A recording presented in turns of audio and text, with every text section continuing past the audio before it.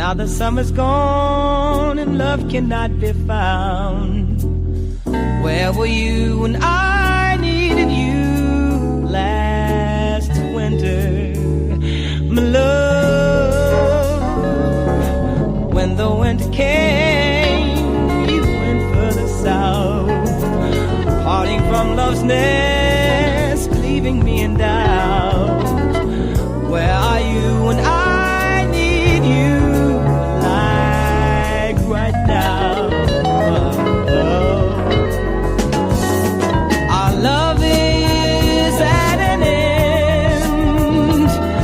But you say now you have changed, but tomorrow will reflect love's past.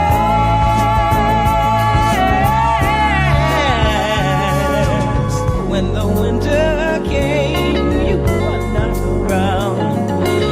Through the bitter winds, love could not be found. Where were you when I needed you last winter, my love?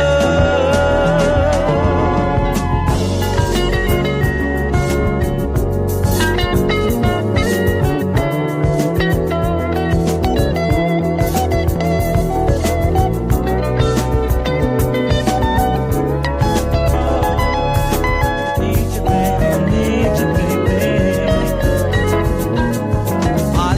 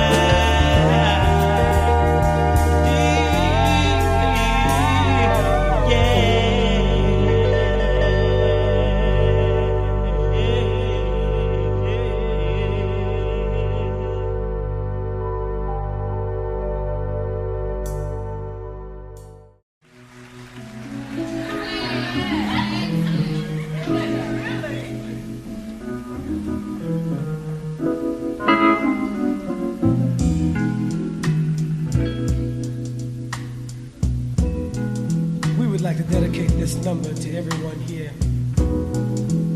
Written by Gary McFarlane. A sack full of dreams.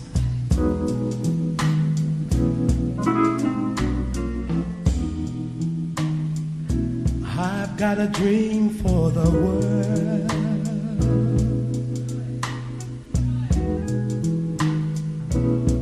Peace in the rivers and everywhere. Bridges of steel and love.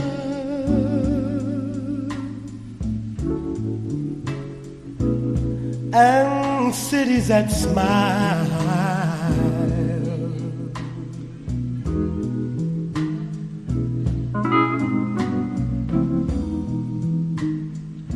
Gray empty faces walk by.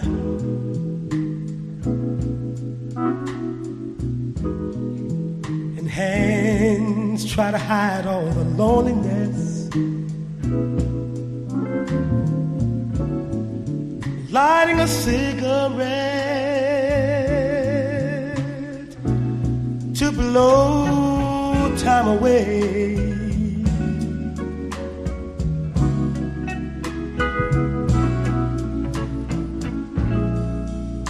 Lost in the noise, lonely as a wind. People on sidewalks with no place to go. Can they learn to understand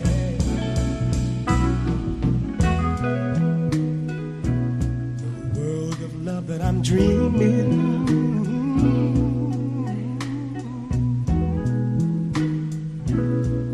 The world of love.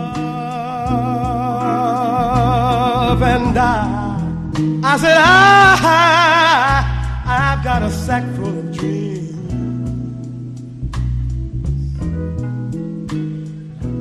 Streets filled with laughter and toy balloons and people with hearts that care.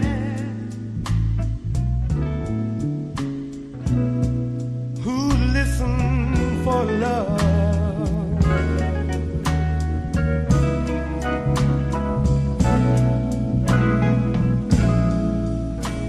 Wanting to sing, wanting to care, wanting to share all my dreams for the world. Can they learn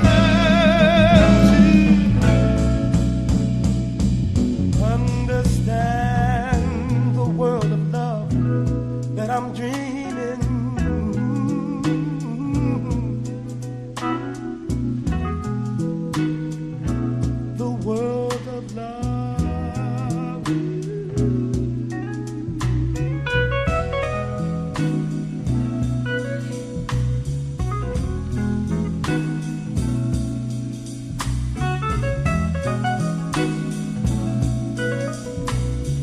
Hello, everybody.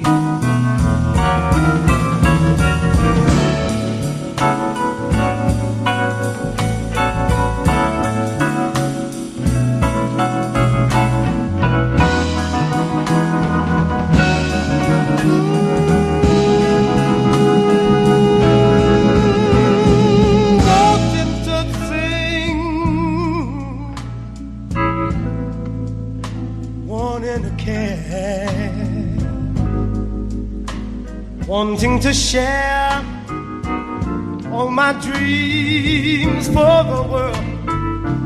Can they learn? Can they learn? Can they learn to understand the world of love? Peace, peace and happiness. Love and kindness. This is my sack full of dreams.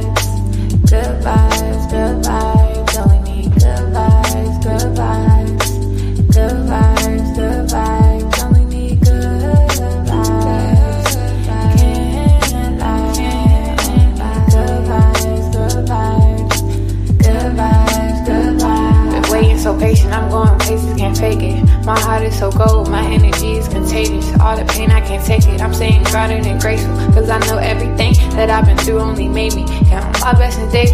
Yeah, they've been acting shady, but I don't take it personal. The memory's fading, I'm enjoying the moment. I've been smelling the roses, taking time to reflect, stepping back, the truth unfolding, unfolding.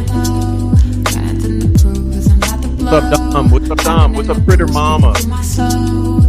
Deb, Heather Brown, Peter, Heavy Metal, Oh Wow, Hated Christian, Bobby Brown.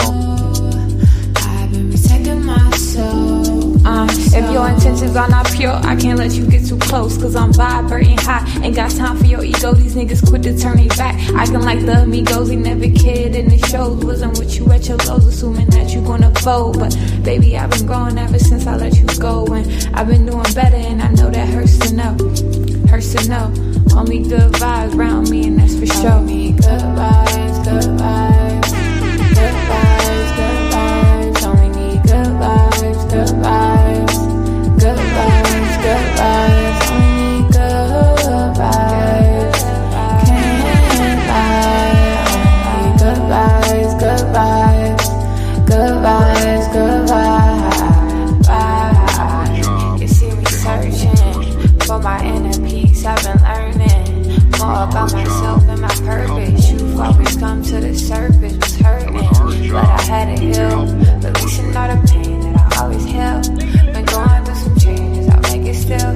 Protecting my soul, keep it real. Only good vibes, good vibes. Good vibes, good vibes. Only need good vibes, good vibes. Good vibes, good vibes. Only need good vibes. It's not productive, it's kind of gross and icky. And I feel like it covers more up than good vibes, trying to degrade, they're always trying to degrade someone. Off is a fucking terrorist, a fucking pedophile, sympathizing fucking terrorist. Oh my God.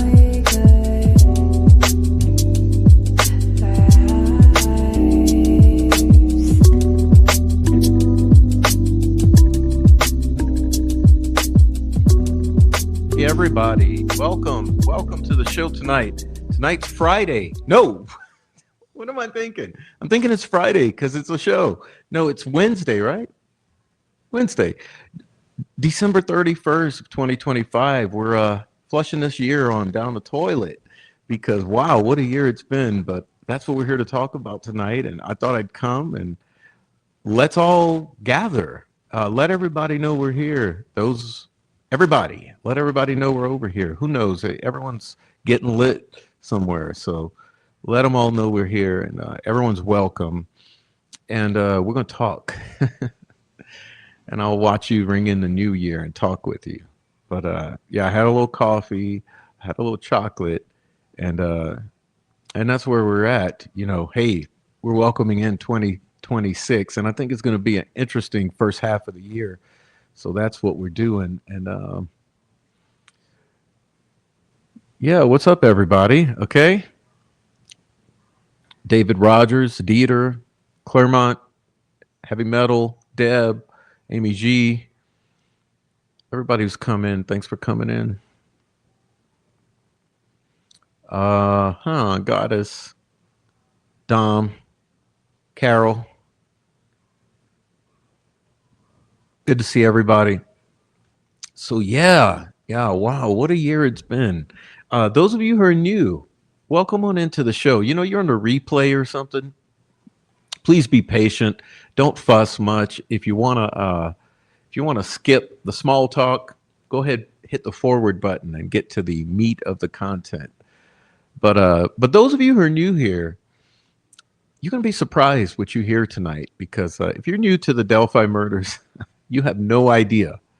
You have no idea what you're looking at and what you're getting into. And there's some stuff going on. Okay, so hopefully, by looking back over the year that's behind us, this might be a good tutorial or catch up for all of you who are new, because you can catch up in a night what we had to live through for a year. And you might kind of start to understand that it's a little complicated out here in these streets.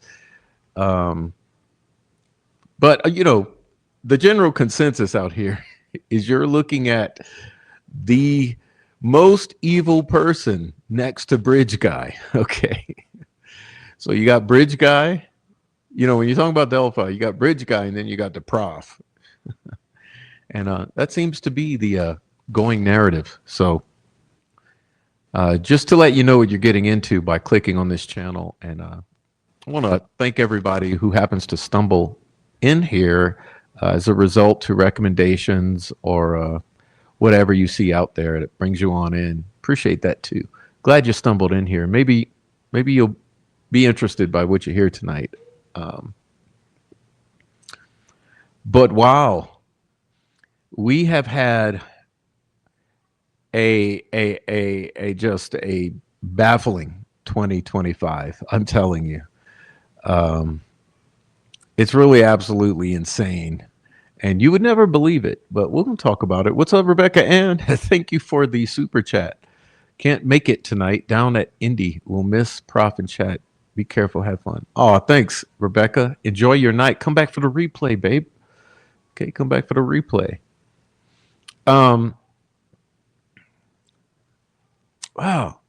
So I want to talk, I figure I'm not going to be that expansive with how far back we go, but we can definitely talk because I'll give the rundown for the new viewers and kind of a refresher for the long timers about what we've seen, okay? And you'll find it interesting.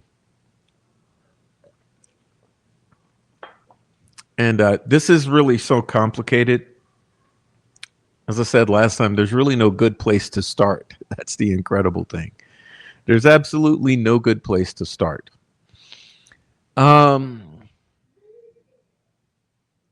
This is the absolute most confounding, complicated, and sinister thing that you've ever seen in your life. Guaranteed. Hey, thanks, Diana. Happy New Year. Uh-oh. Thank you, Diana, for that. Thank you, Diana, and congrats. Oh, my God. Thank you, Diana. Happy New Year. I don't know. Diana used to do shows after me, but we're not really doing many shows these days. But you're going to hear later. That's going to change. And hey, y'all, I talked to Rick Snay today. I talked to Noe yesterday. And hey, I talked to a whole lot of other friends behind the scenes. And boy, the thing is, we've grown pretty tight knit. Our circle of friends has just grown, expanded, and the bonds that form by going through all this complexity are really interesting. And God have mercy, man. I'll always be so grateful for the friendships that have come from this. And despite hard times, whatever those may be, real friends stick together through that, through thick and thin. And so that's the interesting thing, to go through all this, to go through the ringer like this as a group, and to come out on this end and just have genuine friendships is very, very good. And we don't see that anywhere on either side. On the other side, we don't see friendships. We see partnerships. We see relationships built on convenience and using of others. And that's the interesting thing, that at least in this sphere here, we have some genuine friendships. And so anyway, I was really glad to talk to Rick and Noe past couple of days. And like I said, my handful of very good friends who will go unmentioned here. But I think we're all in a really good place. And so I want to talk about that and kind of, like I said, bring us back over the past year. And really, I'm gonna bring it back more like 13, 14 months. Because really, this has been a ride post trial of Richard Allen. Okay. So what we saw in years prior is this entire buildup of collusion, corruption, and coordination to stack the deck against this guy, Richard Allen, who we feel was targeted, set up by a group, and then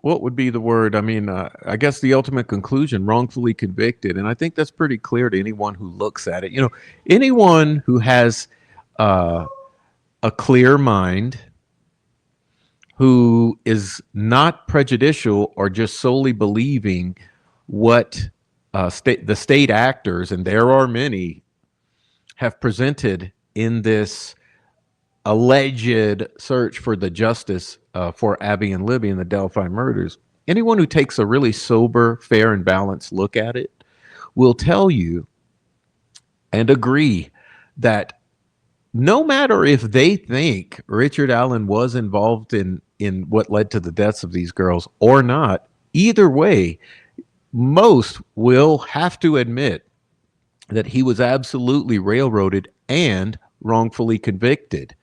You know, after a long period of torture, wrongful imprisonment, manipulation, and the likely planting of evidence and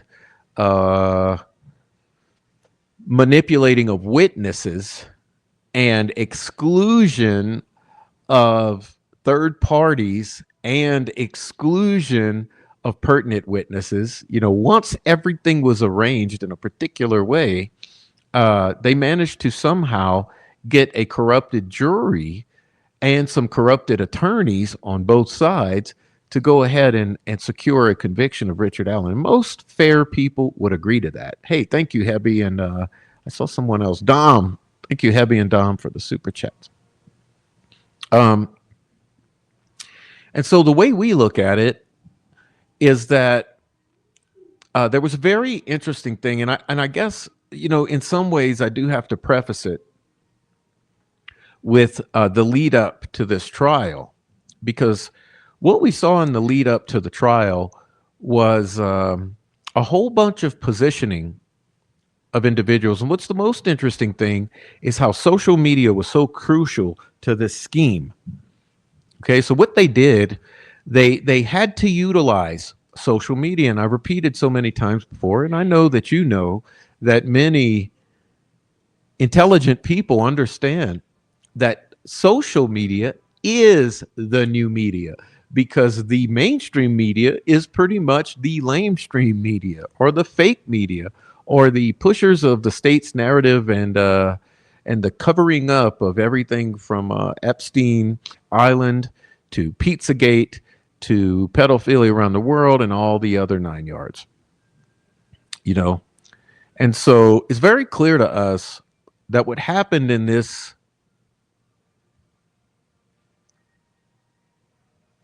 unfolding here is that a bunch of state actors were positioned before trial to lead the public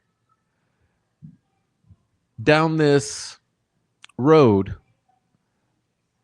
of public relations that was in supportive of law enforcement to make this crime about a lone wolf killer, that monster on the bridge guy, and therefore, or then to make Richard Allen that monster on the bridge, therefore securing a public sentiment or narrative that this entire thing was a lone wolf killing perpetrated by a sex-crazed, middle-aged drunk maniac who single-handedly achieved the impossible. And that's pretty interesting.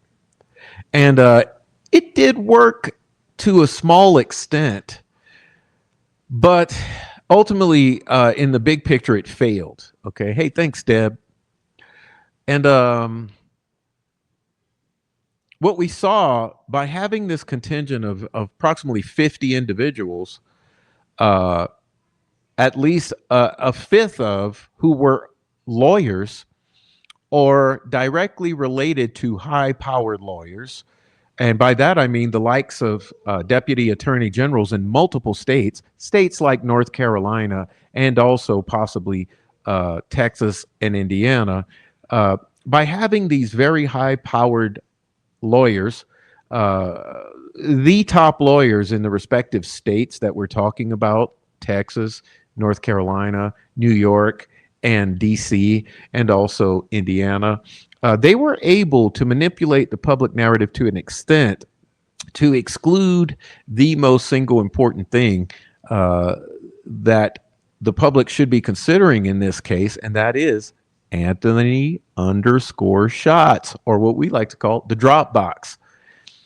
And it's my opinion, but this drop box opens the world, or opens the door into the world of occult, ritualistic victimization of children. In other words, pedophilic sex abuse, the satanic nature. This Anthony _ Shots or Dropbox connection is the unmentionable. It's the verboten linguistic concept, which it's that which should not be discussed. And it's what was, this whole thing was intended to put that to rest, in my opinion. I think that the purpose of securing a lone wolf killer prosecution in this case was to bury the case permanently, seal the door, and therefore put to rest the public's concerns for justice for these two victims of this incident that definitely, certainly, logically, of course, included some sort of targeting by various users of social media who it appears are individuals trading in human trafficking and CSAM and the like, who appear to have targeted these children, and then therefore we find the children dead in the woods in Indiana, staged very clearly in a very bizarre manner. And so my conclusion is that this entire contingent, who are made up primarily of occultists, dark web lurking pedophiles, and the criminal element of Indiana working on behalf of law enforcement, this entire contingent, like I said, utilizing how high-powered attorneys from multiple states, seem to have perpetrated or executed a very elaborate plan to put together this railroading of this man. And it's my genuine belief that the ultimate goal here was to compel a plea deal. So it's very clear to me that this was never intended to go to trial. So when you're looking at this and wondering what happened, this went to trial. Well, just remember, none of this was ever supposed to go to trial. I guarantee you. This is why many of the state actors out there were pushing this narrative that he was definitely going to plead guilty. He was going to take a plea deal. The whole purpose behind that was that by compelling him or forcing him or creating a situation in which he was,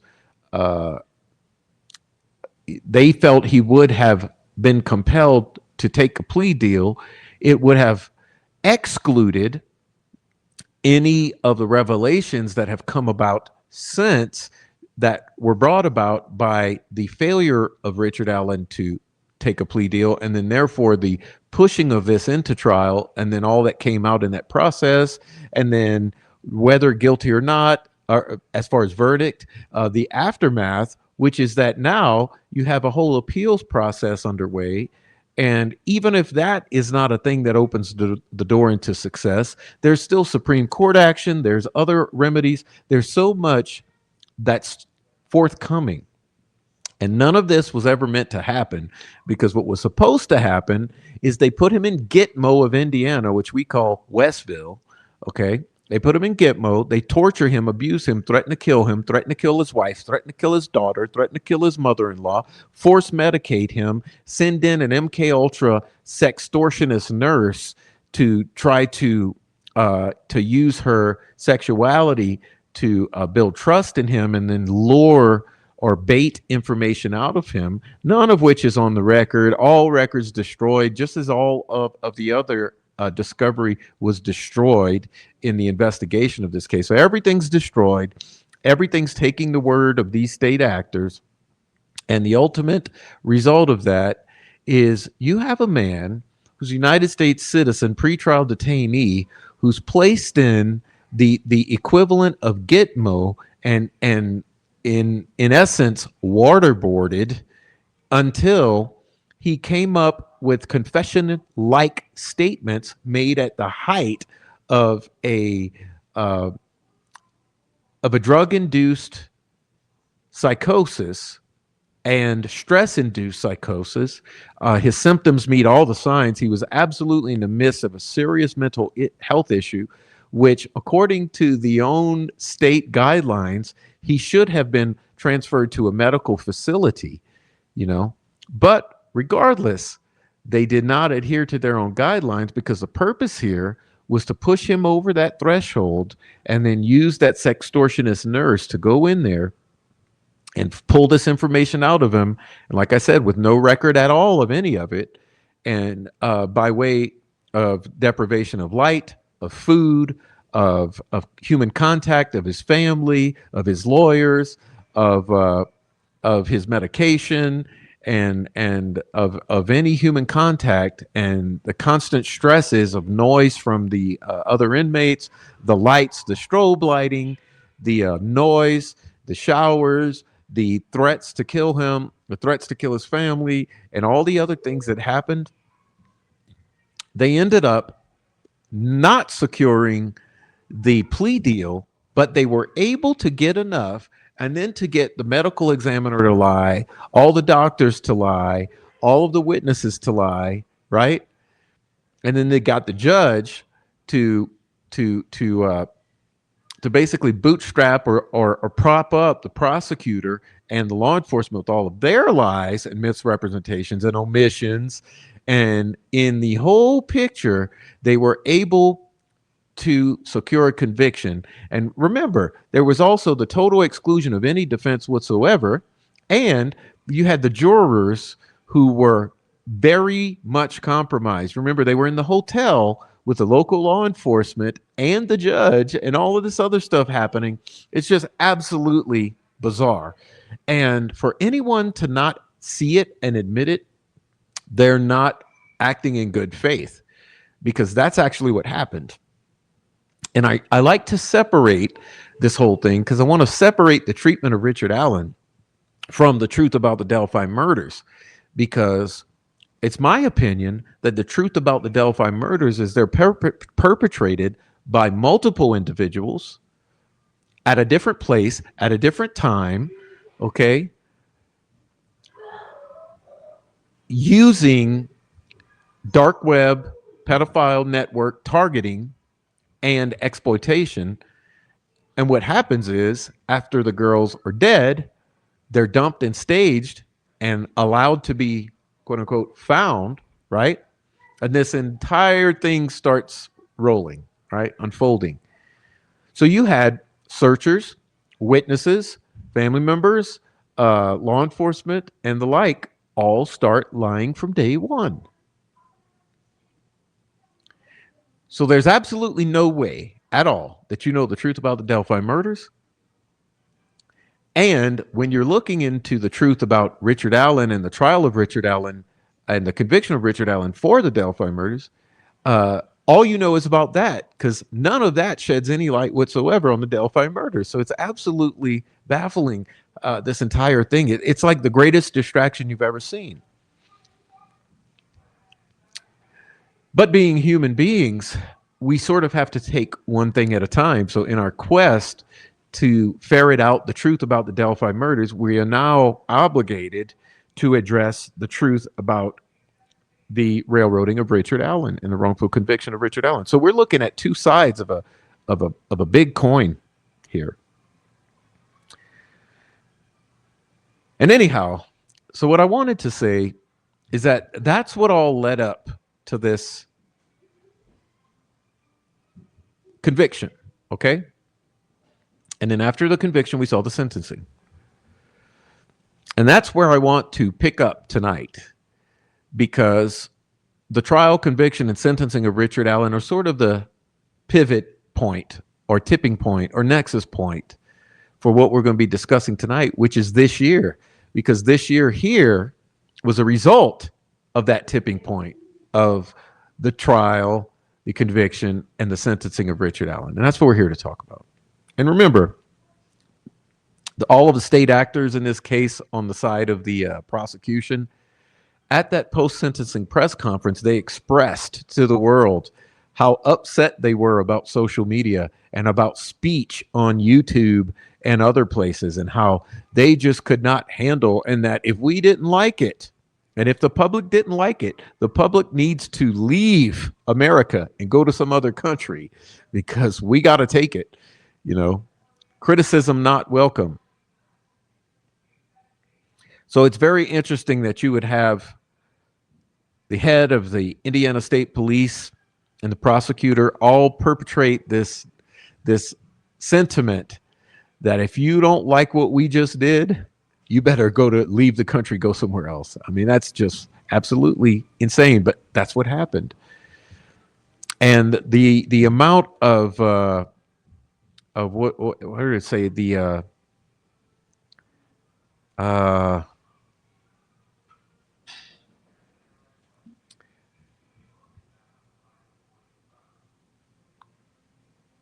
Well, I'm losing, but just like the pearl clutching over public speech.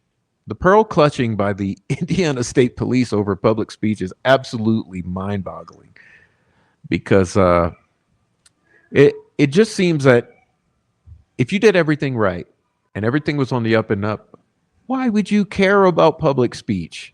Why would you care about public criticism? Why would you care about YouTubers? But oddly enough, if you go back and watch that post-sentencing press conference, the focus, you will quickly learn, is on YouTubers and public speech. But hey, that goes all the way back, because all throughout this thing, it's been a very sensitive area. A lot of sensitivity to the slightest criticism. But I guess my point is that was our pivot point. And it's very interesting, because that leads us into then what occurred this year, okay? And so I'm going to be trying to walk everyone through it in the best way that I can. And then we're going to take a look at some community members' content that will help kind of shed a different light on it all. But basically, you know, up until this point, there was an extreme amount of toxicity in this community in regards to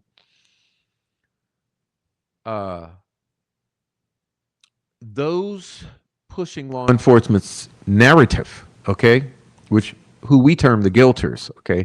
So the guilters for years have been known to threaten, to harass, to stalk, to intimidate, to dox, to SWAT, and to troll on a level that you would not understand. And for those on the outside who come into the Delphi murders and first look at it, they say, oh, it's drama.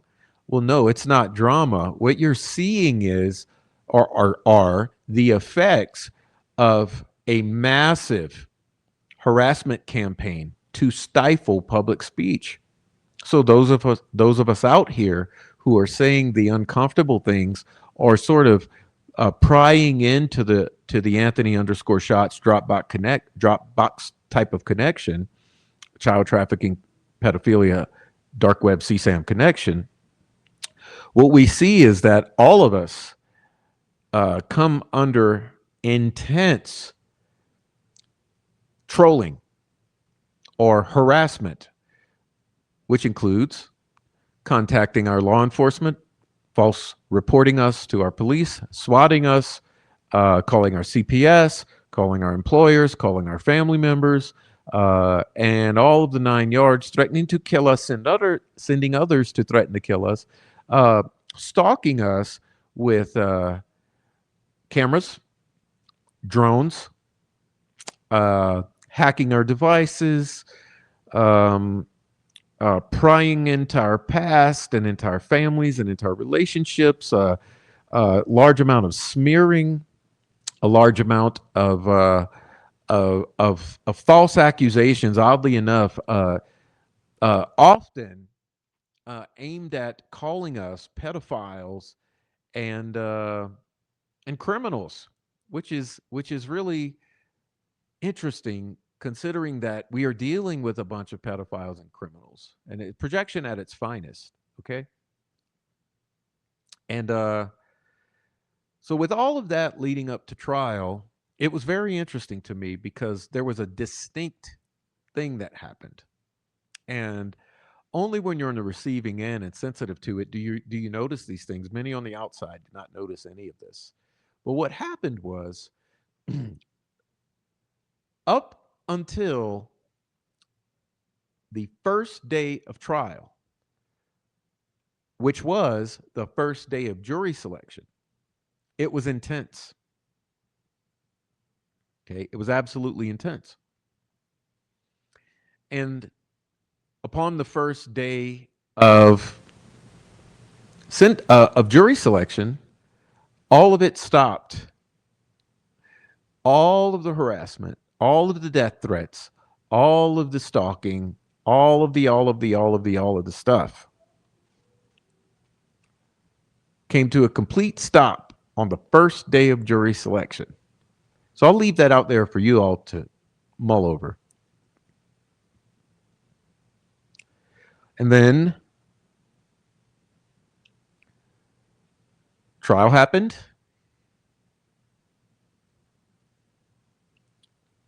Trial ended. Sentencing happened. Sentencing, post-sentencing, quiet. And that brings us into 2025. Okay? So it's very interesting. 2025, and that's what we're going to look at, our year in review. So 2025, the first thing that we saw unfold was that all of that shit started back up. Okay, I would say January, February. All of the insane stuff started back up, and it's always UK based, right? It's always UK based. Throughout the years, there's that pattern has developed that the absolute worst of it comes from outside of the jurisdiction of the United States law enforcement. And that's what we saw. Starting in about late January, early February, an intense harassment, bullying, cyberstalking, smear campaign against the likes of me, Rick Snay, Noe, and some of us on this side unfolded out of the UK. And that's how the year started. Okay, that's our 2025 getting kicked off. And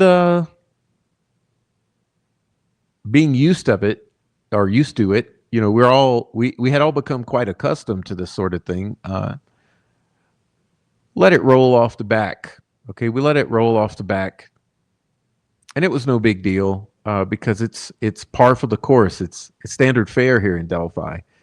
Are the death threats, the targeting of your families, your children, your parents, you know, your law enforcement are used, and all this stuff.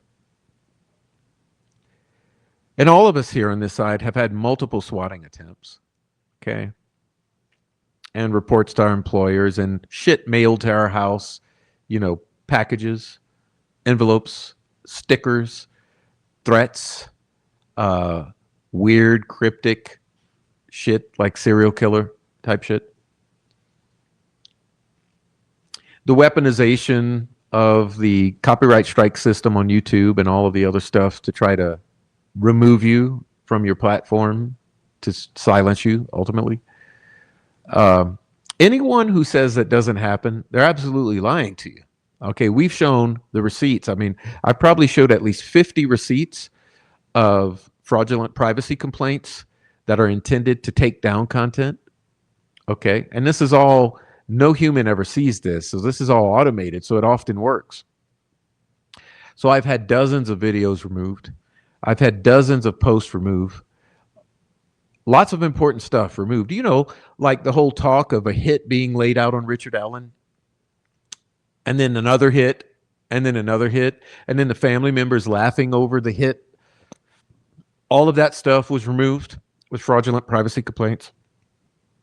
There's been dozens of fraudulent copyright strikes, and thankfully all of those failed.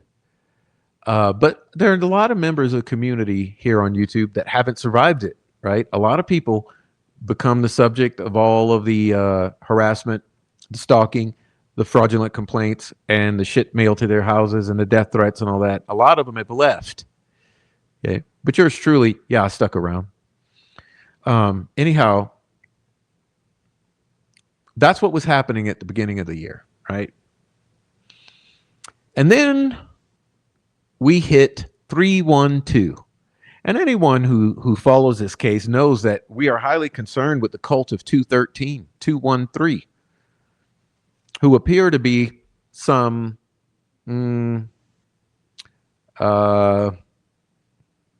occult offshoot of the typical nihilistic predatory cults.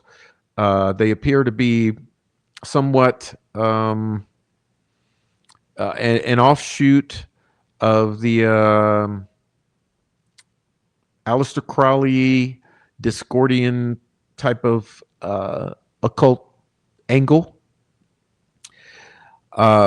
It appears that there are dozens of individuals plaguing this case and control the narrative who are from this thelemic / Discordian / nihilistic cult that predates on children, and we align them with the numerical coding of 213 or 312 or 123 or 0213 or 3012 or any combination.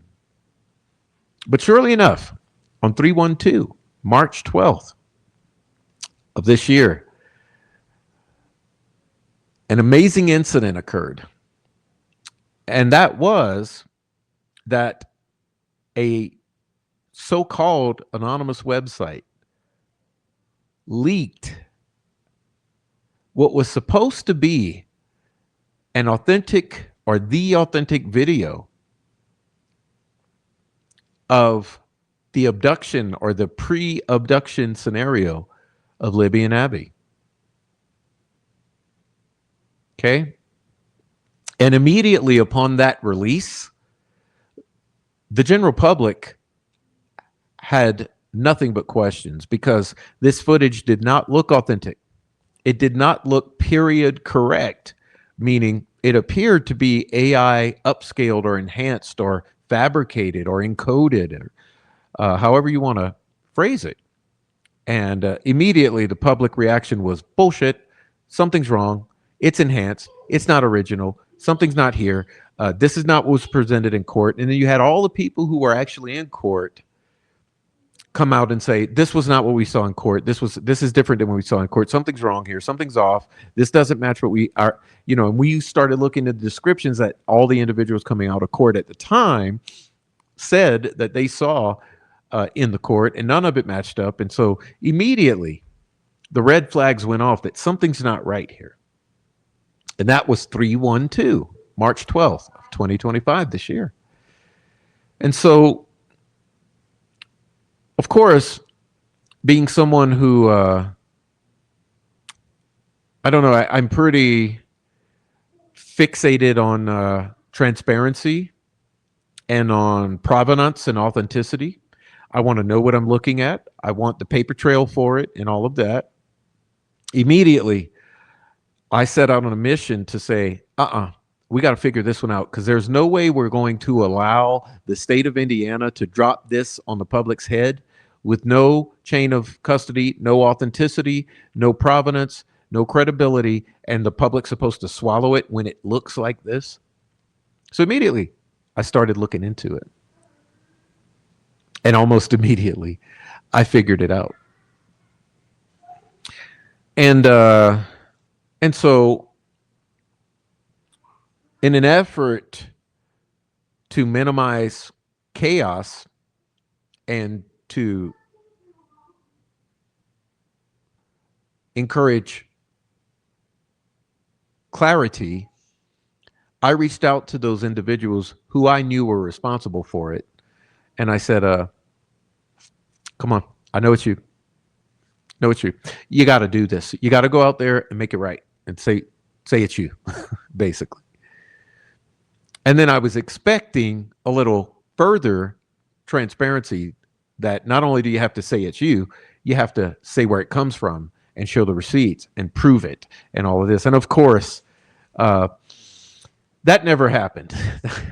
That never happened. But I was made into a monster for simply asking the reasonable questions and asking that they do the right things, those individuals,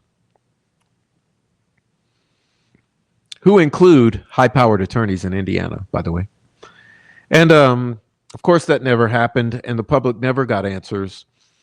And as me and my friends dug into it, we discovered that, yeah, it's absolutely not what it's made out to be. And thanks to forensic knowledge, it's known that it's not what it's made to be. Okay, something's wrong with that Bridge Guy video that has been released by some rando YouTubers. Okay, so think about this. March 12th, 3/12, 3/12, March 12th. This video is dropped onto the world by some rando YouTubers. And everyone's supposed to believe it's true. In the meantime, for some inexplicable reason, we've tried all year to obtain the actual exhibits, the video exhibits that were used in court. And lo and behold, the judge finally admonishes us and says, no, you're not ever getting it. They're confidential exhibits. And then she points us off and says, go ask the appellate attorneys. You go to appellate attorneys, what do they say? Sorry, it's confidential exhibits. So let me get this straight. The number one piece of evidence from the very beginning,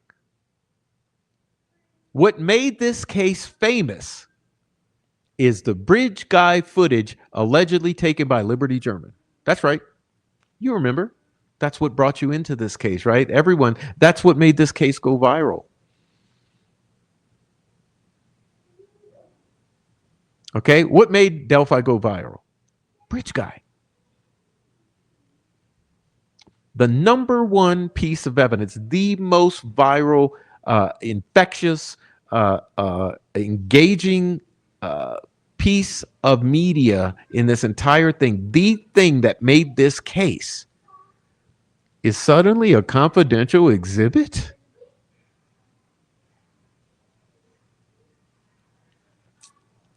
And we are solely supposed to rely upon some rando YouTubers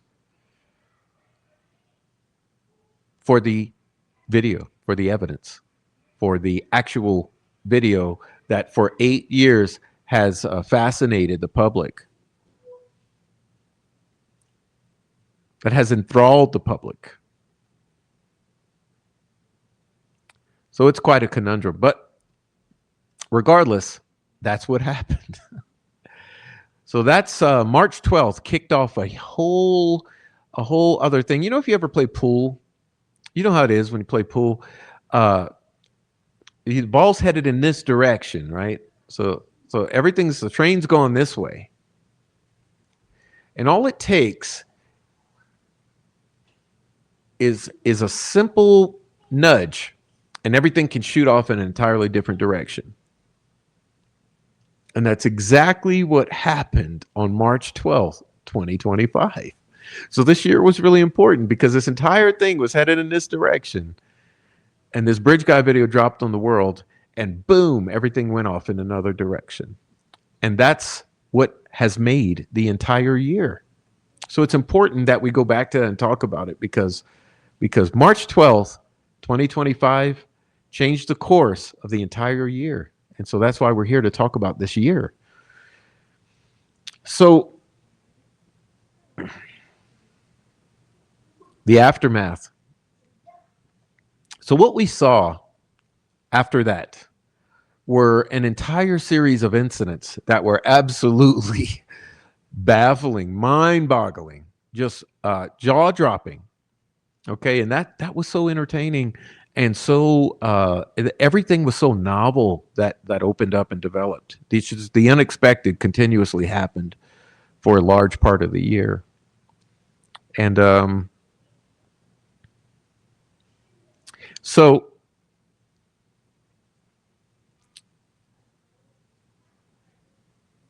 it was as if one thing happened after the other on the heels of each prior incident. So first incident was this video, which when questions were asked, there's absolute hysteria generated, right? Hysteria was generated with, and coincident with all this, a contract was presented to the wife of Richard Allen, Mrs. Richard Allen. Okay. A contract was presented to her. In the words of those who have presented that contract, solely for the purpose of getting their hands on discovery in this case.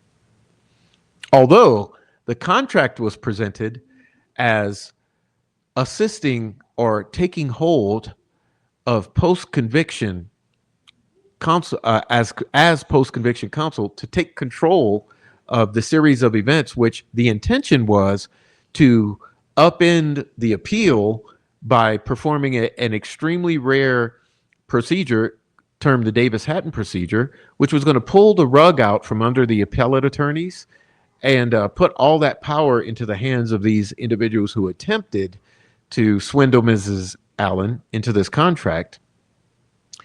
And then that would have failed, and then the appeal would have happened anyway. And if that appeal failed, then there was no remedy in terms of post-conviction at that point. So it was a very complicated situation, but luckily Mrs. Allen saw through that and decided against it because she was also aware, in my understanding, that there was a good reason to reserve the post-conviction process for post-appeal, which is the 90 percentile of how this works. But the strange thing was that right on the heels of the release of this video, this same group presented that contract to Mrs. Allen. It was not well received. And so this group started an absolute hysteria on social media. And the goal of that hysteria that was created on social media was to create this public pressure campaign to send that pressure Mrs. Allen's way. Okay, so what we saw is all these attorneys and all these individuals who were behind releasing this bridge guy video, quote unquote. Immediately upon the release of the video, they present the contract. The contract's not well received, and they go into this mass hysteria campaign using the concept of some sort of tort claim, small-scale civil suit, as a vehicle to drum up this mass hysteria and force that pressure Mrs. Allen's way. Okay, but once again, luckily, that didn't really pan out, because although that pressure was there and it was very palatable on social media, especially on Twitter, and you had several attorneys who were in direct contact with Mrs. Allen attempting to also facilitate that, it just didn't work out. Okay, so that was another bullet dodged. And then on the heels of that, there were certain parties who had been co-opted by these individuals, whose platforms were used to drum up all of this sympathy campaign and all of these distractions and diversions to keep the public sympathizing with the individuals behind it, to try to like steer the narrative about what was really going on. And it's an absolute circus out here. And listen, this entire time, the ones who had been the worst trolls and harassers on the case all backed off and let this all fester. Okay. And so as that was happening, as all this was happening, the circus was going, it just started to snowball. And so during the summer and the autumn, those of you who were following this channel, you witnessed that all play out. And I did such a long campaign of shows designed towards unveiling this all to you and displaying what was happening to you all. I was also trying to make an effort to add some clarity to everything by explaining my understanding of all the various perspectives here, to allow everyone to kind of see things from all the different angles. But it wasn't really well understood. You know, that's the amazing thing is, I mean, I always say we're 6 months ahead at least of most of the public, but you don't understand how hard it is to get people to see what you've already been through for 3 years, because people only see what they kind of go through themselves.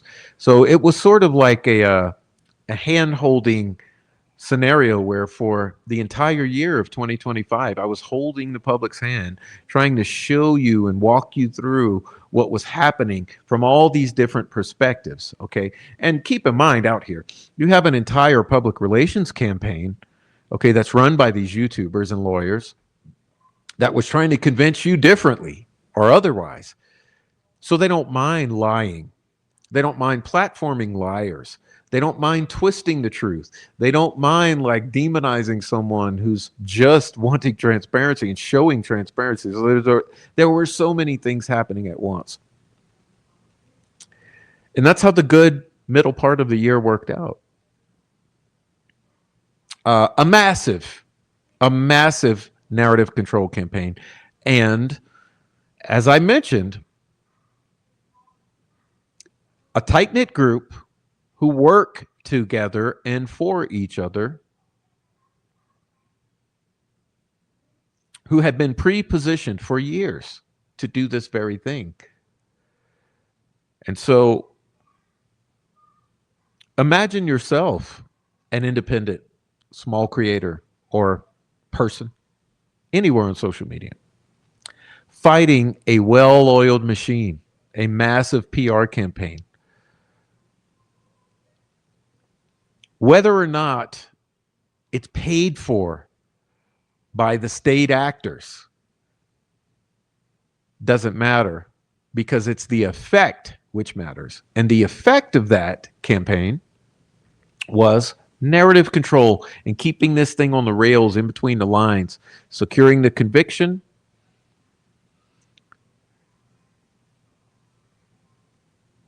and excluding the Dropbox.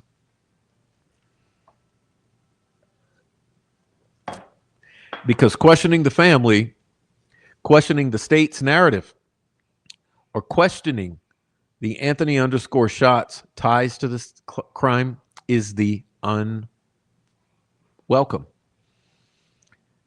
It's the route that you're not allowed to go.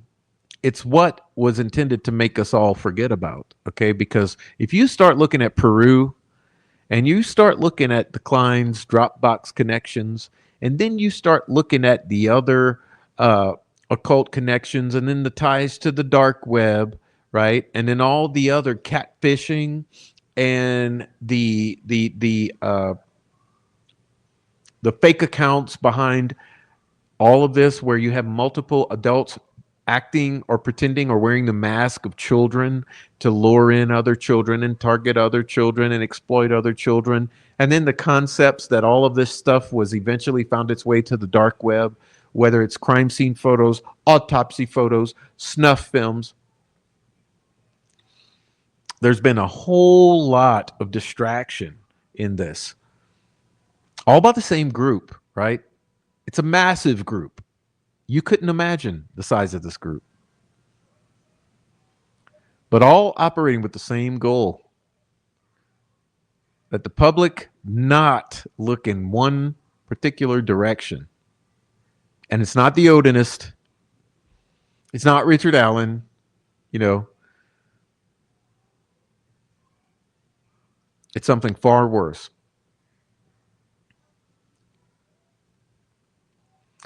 And for whatever reason, all of those facts that got tied back to Keegan Klein, all of those facts that got tied back to there being multiple users on that Anthony Shots account, and the Anthony Shots account luring the girls out there. This was a double date, remember? This was a double date. This was going to be Anthony Shots and Logan Holder rendezvousing with Libby and Abby. This was the whole thing. This was a double date. Logan, Anthony Shots meets up with Abby and Libby. They get dead. Anthony Shots and Logan Holder all of a sudden, had nothing to do with it. We don't know anything about that. They never met them. We don't know anything about it. They weren't even in Delphi that day. And by the way, no one's got alibis, but everyone's got alibis. There's no proof of anything, but we certainly have railroaded this guy with no proof of anything about him either. But we say there's proof just by context or circumstantial evidence, even though there's not one piece of evidence that absolutely is compelling. So it's interesting. But that's what we saw as we traveled through 2025, and it bewildered the public. You know, as I sat here and I watched the public, I watched half my subscribers leave. I watched half my viewers leave. I watched people I was close to leave and not understand, and no one understood. Cognitive dissonance, bar none, or just beyond what you can imagine. That the cognitive dissonance, people could not understand what was happening, and slowly, some of you out there did. Slowly, as things developed and you saw enough for yourselves, slowly people started to understand a little of it, and still didn't understand, but started to understand enough to say, yeah, something's not right here. And it's funny because still to this day, the very individuals that Mrs. Allen asked to not be involved in this and to not touch this case and to not be recipients of any sort of evidence or any sort of blah, blah, blah, blah, blah, they still refuse to take their hands off this case. And that should give you pause.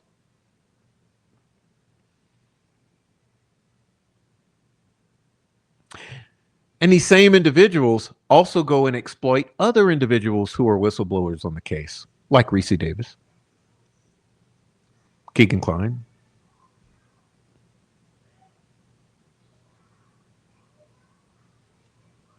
Various whistleblowers have been killed, threatened, sextorted, silenced. And the Delphi murder is supposed to be simple, right? It's supposed to be two little girls end up dead in the woods. It's supposed to be a simple thing. So why, in such a simple crime, would you see all of this? When would this ever be worth it? If this was just a simple double homicide. Now, I've said before, if this opened the door into the likes of lawyers, mayors, judges, businessmen, CEOs, feds, attorneys generals, etc., judges, lawyers, on and up in society, if this opened the door into something like that, would you then maybe expect to see a massive cover-up with dozens of people operating to keep that door sealed so that you never see it? So it never cracks open, you're allowed to see into it. Remember, for years, law enforcement said this is multiple perpetrators, other actors. The epitome of evil, the embodiment of evil, for years. Very complex. Tentacles.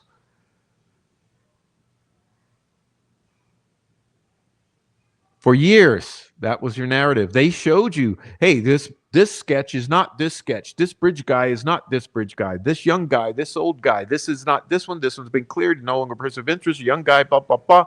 Embodiment of evil. We need Anthony Shots. Anthony Shots. The girls were in touch with Anthony Shots. We need all the tips on Anthony Shots. Da, da, da, da, da. Biggest drop box in Indiana history. Blah, blah, blah, blah, blah.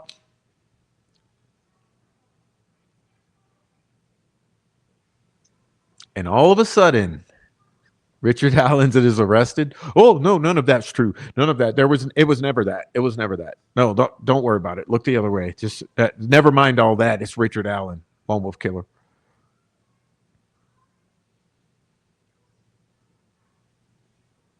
What happened? What happened to all of that?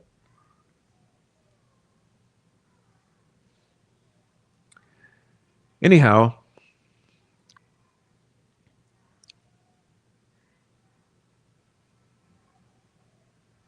so we carried through 2025 fighting that fight, and hopefully over the course of the past year, many of you have had your eyes cracked open just a little. Maybe you suspect that there might be something going on here. There might be a coordinated group.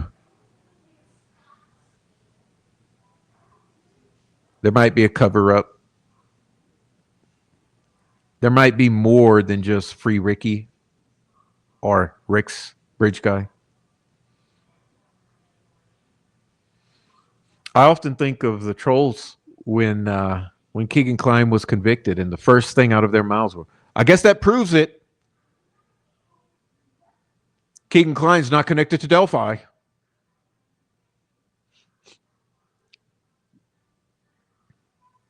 It's odd that the goal of these people has always been to separate all of this. They want to separate the Dropbox from Delphi. They want to separate Floor Fires from Delphi. They want to separate Evansdale from Delphi. They want to separate the Stevensons from Delphi and other crimes from Delphi. Separate everything from Delphi. Just keep Delphi.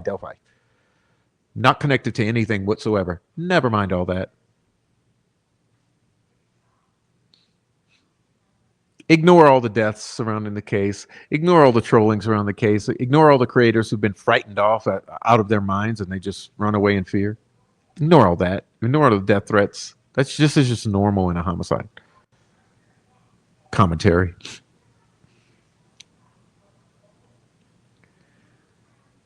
Oh, and by the way, ignore all the lies we told about Rick Allen. Ignore all the lies we told. Oh, he had CSAM on his phone. Oh, he had the bridge guy jacket. Oh yeah, we said muddy, but all of a sudden it became bloody. But then we said it's muddy and bloody. And, oh yeah, that was his Carhartt, even though this other guy was in a tan sweater. I mean, just all the lies. Oh, his motorcycle cover. oh yeah, a water bottle that had been used in a sexual manner was found in his garage. Oh yeah, he's definitely guilty. All the lies that were spun in the lead up to trial in order to influence the potential future jurors, which is why, in my opinion, the moment jury selection began, all that narrative control stopped because the job was done. The whole job of all that lying and manufacturing of stories was to influence those potential future jurors who might be watching, so they'd go in preconceived with preconceived notion or guilt, seeing him as a monster. Because yeah, he had a water bottle that was used in a sexual manner in his garage, and he had a motorcycle cover that was for sure, implicating his guilt. There was a dead cat and cat furs, and he had CSAM on his phone and all. None of which was true.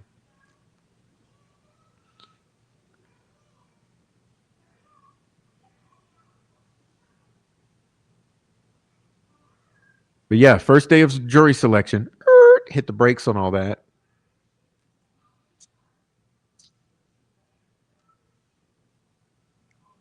And then, of course, there's journalists out there, quote unquote, who are state actors. They push these narratives. They push these other narratives. They tried to railroad this thing in a certain direction, influence the public perception.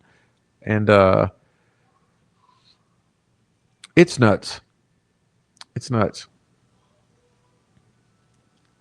But that was a year of setting this whole thing up to bury the truth about what really happened to those little girls, which surely was a group of individuals who perpetrated a certain crime against these girls and then went and staged the bodies to look like another type of crime.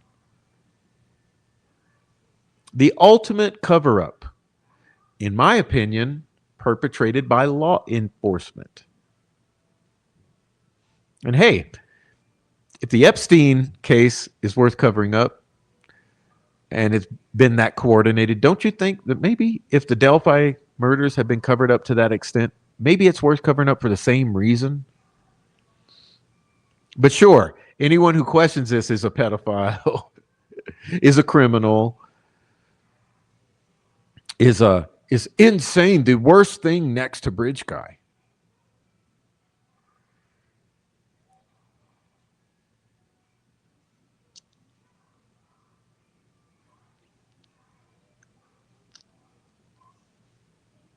And then that leads us to these past couple months, because that carried through the autumn. And then when winter arrives, suddenly a pivot. And the pivot was crank blackout. Crank blackout. So suddenly, after this intense battle that raged on for months and months and months by the controlled opposition PR team, after this intense smear campaign and battle, a blackout was called. And like clockwork, the blackout was called, and almost immediately, the UK-based trolling campaign went full force underway. And particularly all of December. So as the blackout's called, the troll farm starts up, and all of December, the past 31 days, you have seen the most insane slandering, smear campaign, harassment, threats, doxing, and stalking from the other side. As if the baton was passed in the relay, right? Oh, here. Your turn. Cranks out. And so the past month, been a number of incidents primarily centered around the appellate actions. First thing, December 1st. There are a couple motions filed asking for additional time and additional word count, relaying that this is a very complicated appeal and that there are potentially 9 or 10 constitutional violations, dot, dot, dot, dot, dot. And ever since that moment, December 1st, you've seen an ultimate freak out from the local meth head, pedophile, and undercover actors on YouTube, and particularly led by a jurisdictionally separated group of individuals in the UK. Why do we have all these UK chomos swarming this case going back years? Anyhow, this all started December 1st, and then we saw ultimately the appellate brief filed, which I read through in one of my previous episodes. I don't know what I called that one. Let's see, because I need to direct you to it. I called it the unveiling of the trial of Richard Allen. Okay, everybody, please, please, please, please, if you're new here, if you have not yet seen my reading of the important aspects of the appellate brief for Richard Allen, please, please, please, when you're done with this, make sure that you remember to go watch episode before last, which I titled The Unveiling of the Trial of Richard Allen. Unveiling of the Trial of Richard Allen. I read through the absolute appalling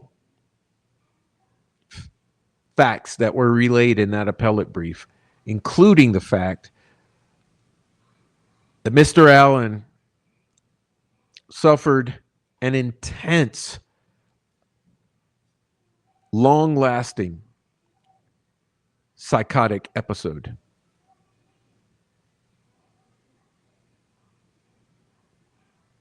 In this psychotic episode,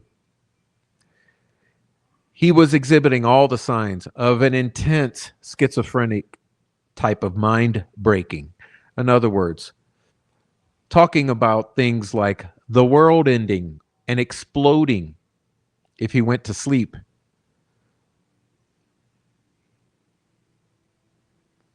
About being God, pulling shit out of his ass and eating it and smearing it on himself and on his food.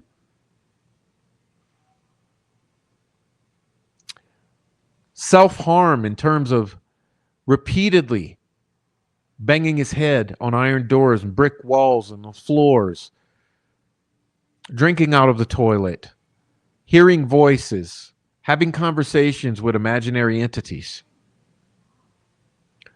All of the most basic symptoms of an extreme psychotic episode, untethering from reality. And it was at that very point at which the sextortionist young nurse who had groomed him into having feelings of affection for her extracted these confession-like statements out of him, which included things that made no sense whatsoever. But they selected and chose what they were going to accept as real so they could forget about the fact that he said there was molestation and that sort of thing to the girls and to his own family. They could just forget that because it didn't really add up with reality. But then they selected the fact that, oh, the girls are dead and he said he killed them, so it must be true. And then there's concepts like, but perhaps he said he shot them or one of them. They weren't shot. Well, but they could just forget about that. Saying he sexually assaulted them and they allegedly weren't sexually assaulted, so whatever, guess forget about that. All of that being jam-packed into that appellate brief. Absolutely jaw-dropping revelations. Proving that all of those statements should have not been allowed. Because the bar that must be reached for those statements is that they be voluntary and of sober mind. But yet, state of Indiana colluded to say, oh no, even though he was eating his own shit, talking about the world ending and World War III and nuclear bombs and all of this other stuff, marching in place, masturbating and banging his head on the wall and I don't know, drinking out of the toilet, even all of that was happening. Oh no, he was sober minded at the time he said that he killed the girls, because we know they were killed. And the whole time, this nurse, who just happens to be one of the biggest consumers of Delphi content, remember, was it 3 hours a day or something? 3 hours a day of Delphi content. She's over there dripping and feeding him details and information and prying questions, leading questions. You didn't happen to see a white van, did you? You didn't happen to march them across the water, did you? You didn't happen to lay in wait while they strolled across the bridge, did you? All of that being part of the appellate brief. And then, another unbelievable, which is that the judge completely forbid Richard Allen's defense team from presenting a defense. Meaning this, and I said this to a friend the other day, think about it. The prosecution was allowed to function on the offense and the defense, right? So the prosecution was able to hurl an offense at Richard Allen. And then when challenged, they were able to go on the defense. However, the defense team of Richard Allen, who in essence is Richard Allen, right? Technically speaking, was not allowed to go on the offense, but only the defense. So when you're listening to what happened during trial and the entire years of lead up to trial, consistently, the defense was not allowed to go on the offense in what they were presenting, but were only allowed to go on the defense when they had the entire state apparatus coming at them, law enforcement, prosecutor, psychologist, prison DOC personnel, and an entire contingent of social media personalities. They were sabotaged with leaks multiple times. The attempt was made to get rid of them. And it's just that they were always on their heels, not allowed to go on the offense and actually present a defense. And this was brought across in the appellate brief as well, that they were denied the opportunity to present a defense for their client, which is another egregious violation. So for me, you compound the fact that Richard Allen was put in Gitmo and waterboarded in an attempt to compel him to plea. Well, he didn't, but his mind broke down in the meantime, and information was fished out of him and manipulated, and he was captured saying random, non-specific things about some involvement in the crime, and that was allowed to be used against him. And at the same time, his defense was not allowed to put forward a defense. But it seems like none of these people out here want to actually talk about that, which is the most pertinent part of that appellate brief, in my opinion, which is why I'm saying you need to go watch the unveiling of the trial of Richard Allen, my last couple shows, because those are the most concerning points.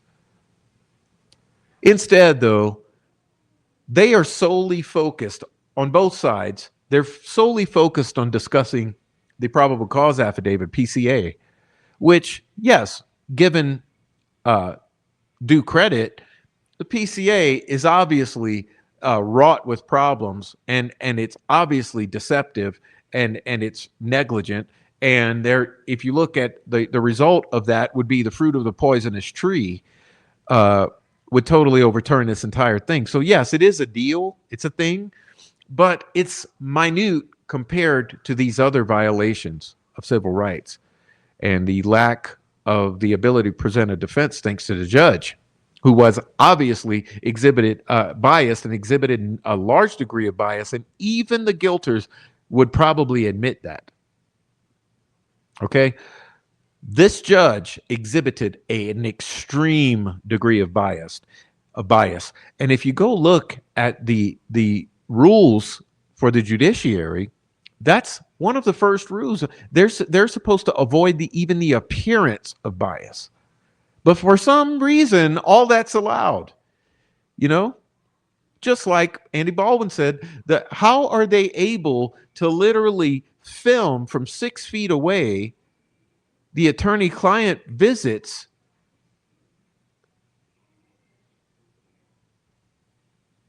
It's just absolutely insane.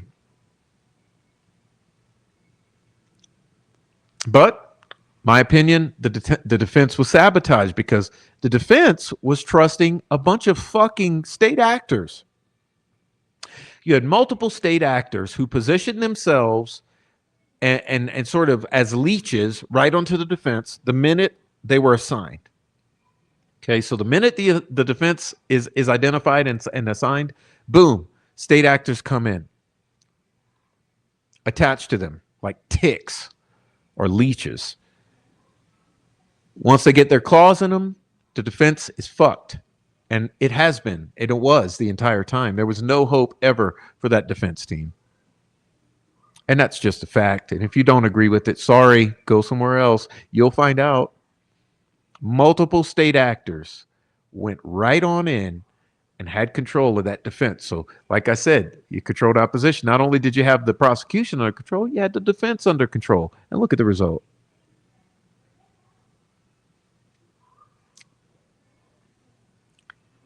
Defense didn't even know what to present because they were sabotaged. Information was withheld from the defense. Promise you, I know so. Information was withheld from the defense, pertinent information. It was not given in a timely manner. Some of it was eventually discovered during trial at the last minute when there was no hope. And remember, you had DNA not tested, multiple types of DNA. You had hairs not tested, DNA not tested, items not tested, items not known about, facts not known about some of the evidence, all of which was withheld from the defense. They were extremely handicapped. So the amount of control over this case that with the goal to secure this conviction and bury this case permanently was absolutely startling. I guarantee you've never seen anything like this. And like I keep coming back to, why would you ever see anything of this magnitude in the double homicide of 2 little kids? Don't make sense, right? It doesn't make sense. There must be something worth covering up to this extent where you would have this sort of stranglehold on this case. And that leads me back to my theory. The whole thing about the prosecution of Richard Allen was to secure a conviction to make this go away forever. Everyone move on. No one look at Delphi murders again. Done deal. Justice for Abby and Libby. All right.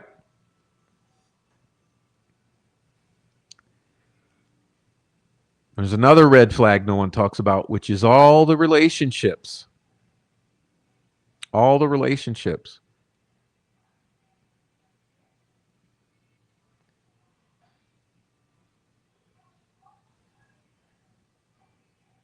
The relationships among these attorneys is absolutely mind-boggling. The conflicts of interest among all these attorneys, absolutely mind-boggling. And I mean all the attorneys, the defense attorneys, the prosecutors, and the independent weirdos operating on social media. Because look, you need to understand this. On social media, you have at least 5 to 10 attorneys hovering this case. Some behind the scenes. I would say you have 5 behind the scenes. You have 5 publicly facing. You have a whole contingent of attorneys with a stranglehold on this case who all have conflicts of interest. You have the same amount of attorneys on this case. In the prosecution, the prosecutor's office, the law enforcement, and the defense who also have conflicts of interest. If you start tying together all those conflicts of interest, you have no attorneys who don't have a conflict of interest on either side and in any official capacity or unofficial.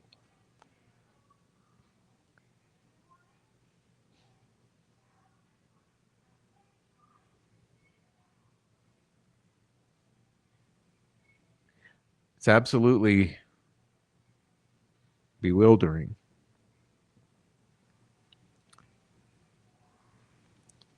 But, okay, so that's what we've seen, right? Through this appellate brief.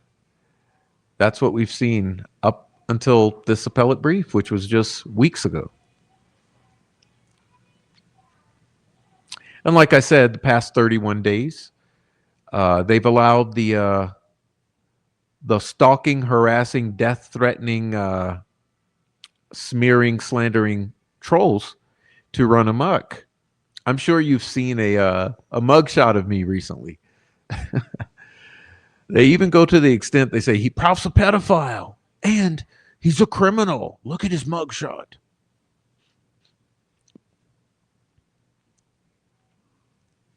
They've been running amok. The narrative controllers are just running amok. I mean, I'm sure you've seen the various YouTube lives and the shit on Twitter lately. It's all distraction. Absolutely all distraction. There's very little substantive content coming out. You know, what you're getting in terms of DELPHI live streams and stuff is distraction. Okay, distraction and narrative control. So either they're distracting you completely from what I'm saying that you need to, that should be focused on, or what they're doing is they're presenting things that they cannot deny, right? Things that are inevitable that they have to address. And what they do is they give you the narrative behind it. So that they get something that must be addressed because it's undeniable. And what they'll do is they'll establish some sort of weird ass fucking take on it. So when you're looking at the DELPHI lives, that's what you're seeing. You're seeing these weird takes on shit that's inevitable, that's going to be discussed in the public sphere, but they're giving you this weird, bizarre take on it to try to steer you away from actually piecing together everything. So that leads me to my point of you got to be very careful who you listen to. I'm not saying don't go watch everyone, because, hey, some people like that. Some people, this is entertainment. Or some people are curious. They want to decide for themselves. So yeah, go watch everyone. But I admonish you, be extremely careful about what you believe. Okay? If you believe something, there better be a reason you believe it, like evidence, proof, and documentation. Don't take anyone's word for anything. Don't believe anyone. Don't take it at face value. Require the evidence to substantiate the claims and the takes that are made so that you're not deceived, because you have to understand, when I put up the little emojis last time and I put up dozens of plants in the comments, you have so many plants in this case, it would astonish even the most savvy political operative.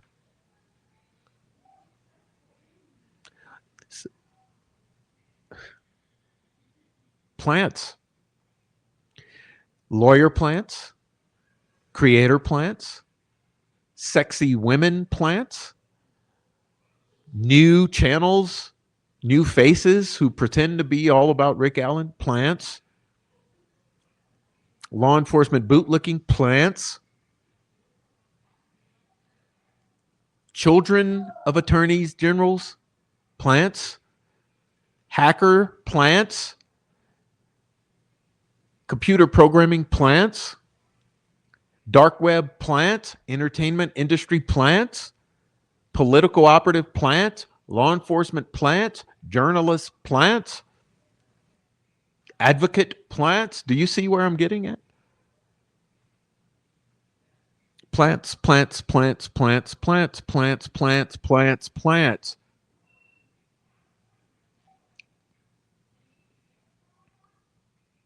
Where on earth would you ever see that in the double homicide of two little kids?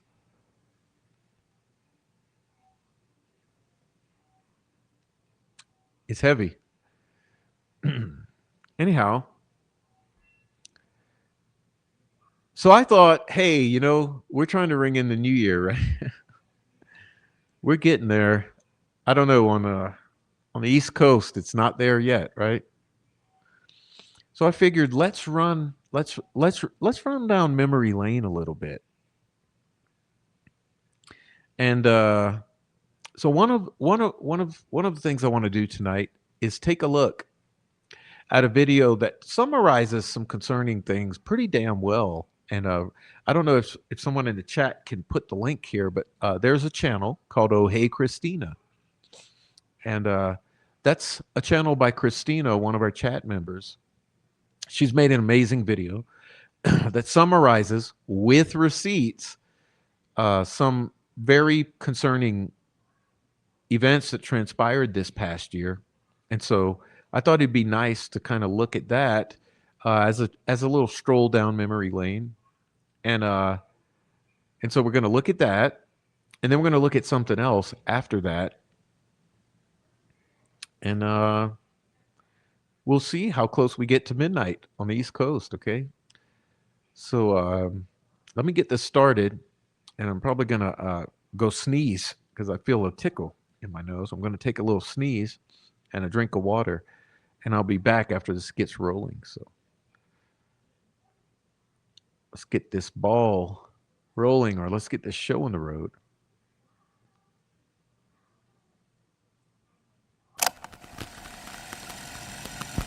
There are so many different tentacles to this. It's very complex.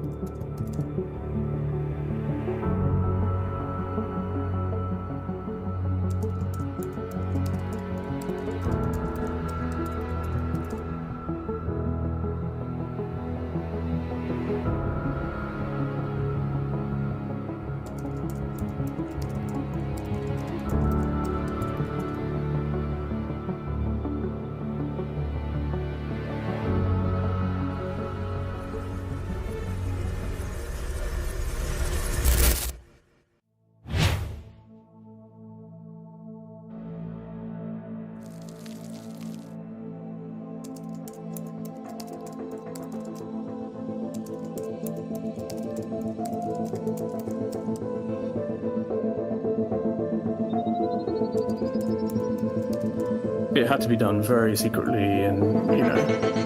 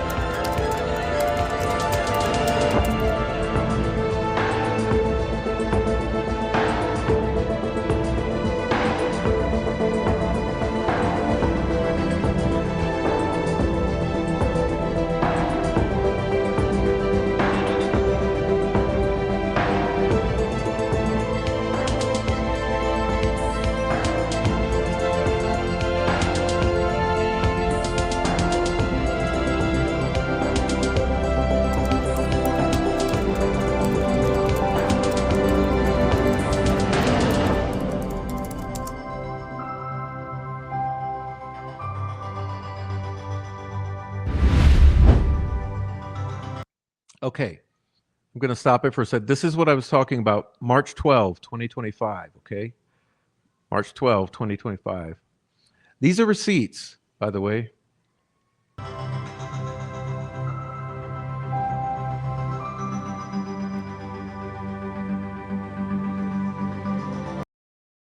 I'm going to pause this just to comment because of the straight up lies. Okay. The attorneys representing Richard Allen continue to receive considerable number of inquiries and requests for access to public records and exhibits related to State v. Richard Allen. Okay. Recognizing the significant public interest and in the spirit of transparency, this site will serve as a central resource. Okay. But is this really by the attorneys for Richard Allen?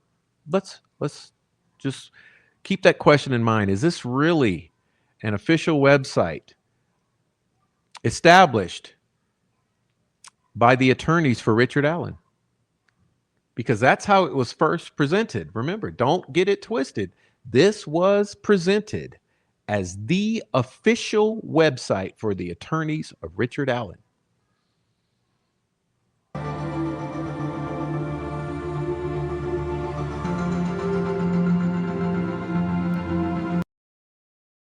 Let me stop here too.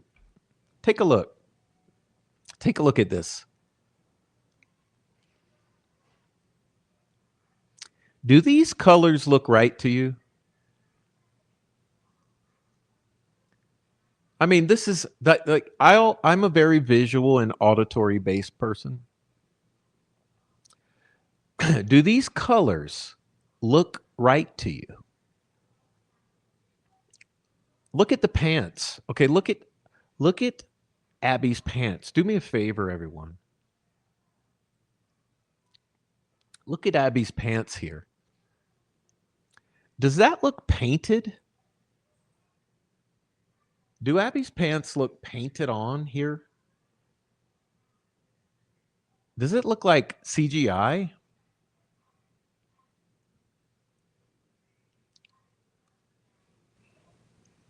Or do these pants look like denim? You know, this is a very simple point. Is this the way that denim reflects light?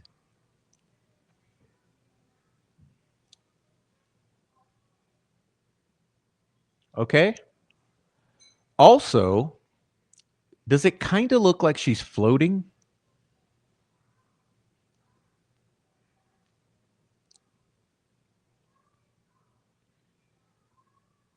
Same with this figure in the background. Okay, coincidentally, this is the figure that was said to be the size of an ant, right? Way back. Or does this, okay, this figure is very close, okay? Does this figure appear to be floating and painted?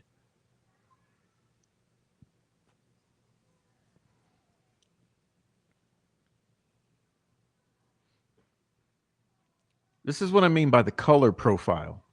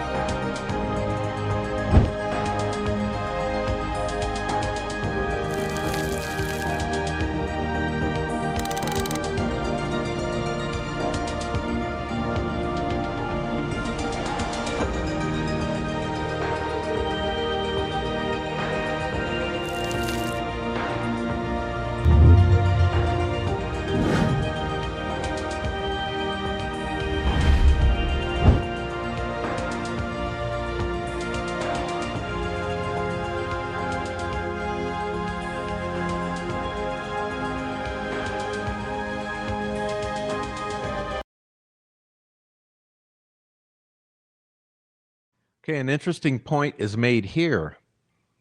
Okay, the interesting point that's being made here is the 207 time period.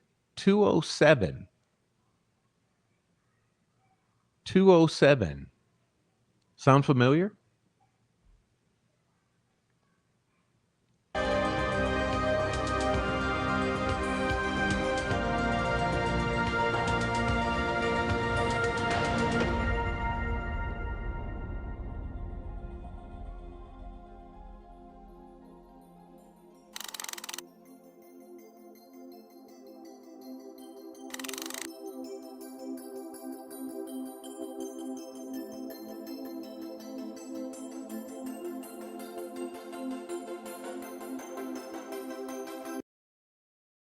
Now keep in mind, this we have hammered on about this particular photograph for years. This is the photograph that we have zero proof that was on the victim's phone, firstly. And secondly, this is the photograph that for years, multiple experts in Photoshop, and I mean former military contractors, former law enforcement, and professional graphic designers, multiple, 3 experts that I have vetted personally, all picked this image apart, claiming it is absolutely 100% without a doubt photoshopped. Okay, the shadows are not right. The image of the individual is not right. The shoes are not correct. The background, far in the background, all the way where the trees are, show multiple signs of the erasing of individuals.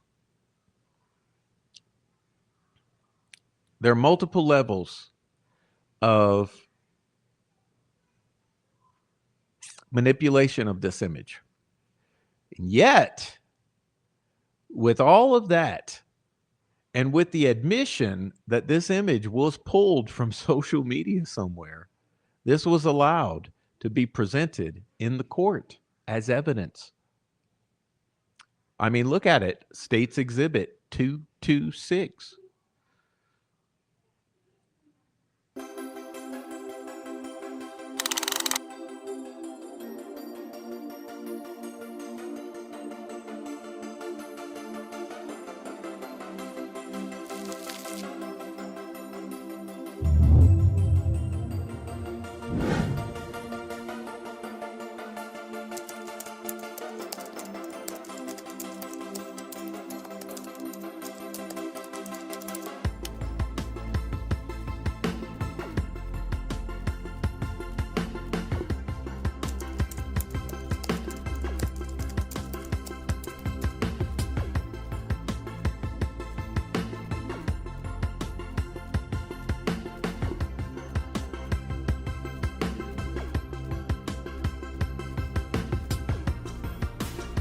These are your PR agents laying out this rollout. It's a rollout. Okay, this is a rollout. Your PR agents are rolling this out for the general public.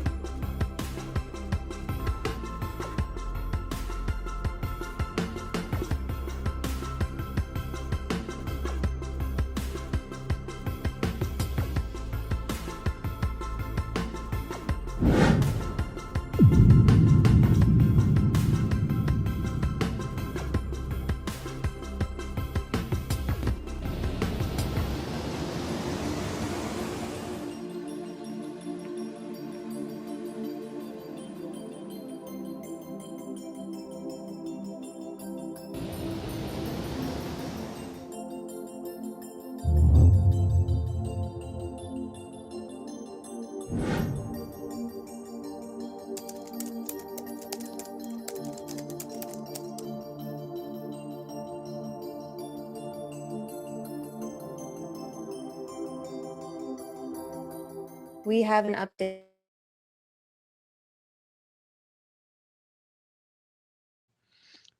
All right, so this is the continuance of the rollout. And here you see where this is first revealed to the public. Okay, you're going to see this is first revealed to the public after the promotion of the website and the putting across the fact or the allegation that this is an official rollout by the defense team of Richard Allen.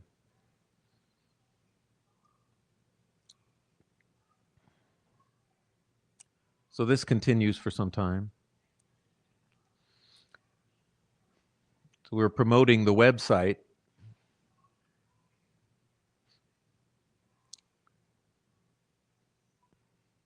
And then it's premiered. So we have the premiere of the BG video that the world has waited on for 8 years. Here we go.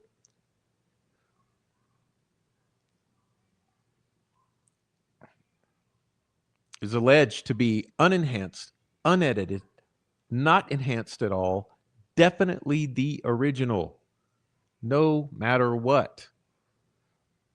We keep in mind the entire time, the entire viewing audience, a large portion of which were asking questions like, is this enhanced? This is bullshit. This doesn't look right.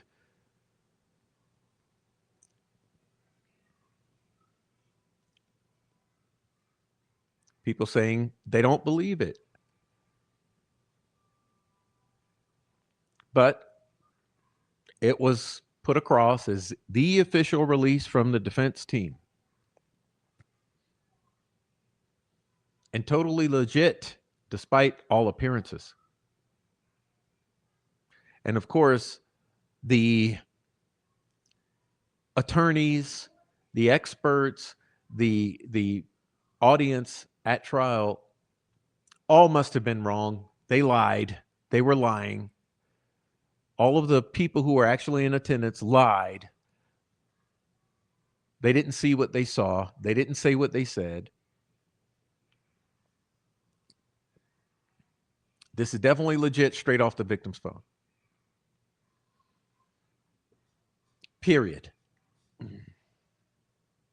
The official Rick Allen Justice website. Official. The official Rick Allen Justice website? Official? What makes it official? The official site for Richard Allen and his attorneys. The official site of Richard Allen and his attorneys. The attorneys have spoken out through two other attorneys who the family doesn't want representing. But never mind that. It's 100% legit.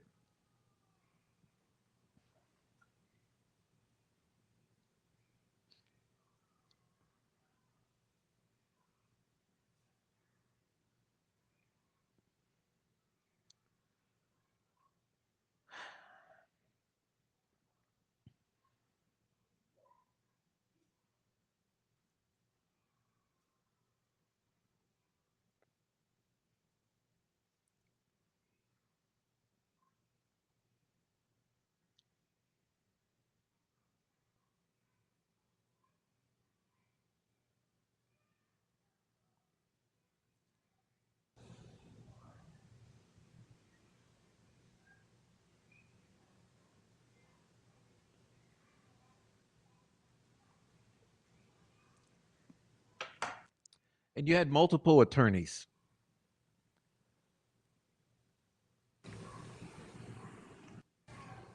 pushing this, and you know, clearly there was some problem here. But you can go watch Christina's video for more. I don't want to play too much of this, but this is all available on Christina's channel. Someone please put the link again so that all of you can go bookmark this video to watch for yourselves later.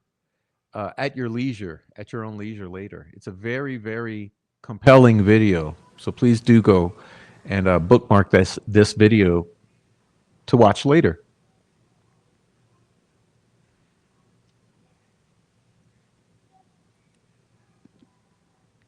like I said, this is the PR effort underway, rolling out a release and trying to keep things between the lines.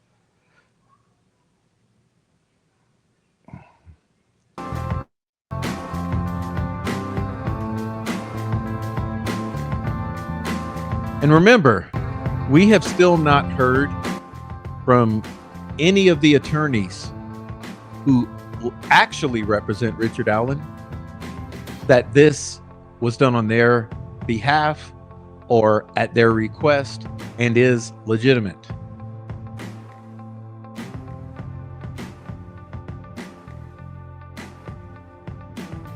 But I don't know. It's funny how that's allowed to pass. You know, it's funny how that's allowed to pass when the public seems to forget that you have not once heard Mr. Andy Baldwin, Jennifer Auger, or Brad Rossi ever vouch for the authenticity of this particular video or for the validating that it was indeed at their request that this be rolled out to the public on this supposedly anonymous website. But what you'll find is the same group of individuals behind all of this. And you've yet to see a single receipt from this group backing up the claims that this was done at the behest of the attorneys for Richard Allen. It's all just words. Remember, it's all just trust me, bro. Trust me, bro. And this is what we witnessed in March.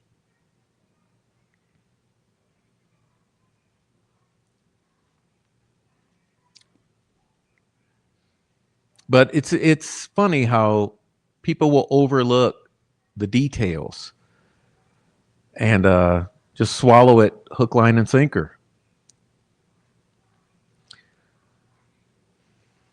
Anyway, Miss Christina goes through a series of questions and observations regarding what's supposed to be the backstory of this entire thing. You can watch this more at Christina's channel.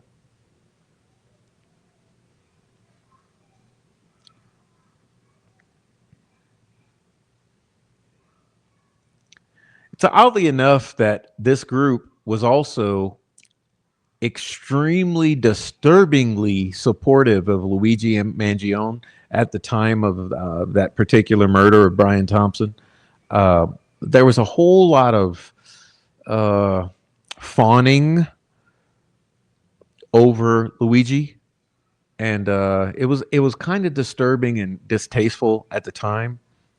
But in retrospect, looking back, it's even more disturbing when you see this, that there was some sort of tie-in that was attempted to be made. Okay. But Christina's going through a series of observations about the timeline and, you know, both Luigi Mangione and Karen Reed, none of which made sense. It just seemed like a kind of a loosely pieced together backstory to try to explain something, and it doesn't really add up or make sense. It's my opinion that it's all just BS padding to try to explain something that was different, which was this is a PR effort aimed at steering the public narrative. And so we had to create some backstory to make it seem organic or authentic.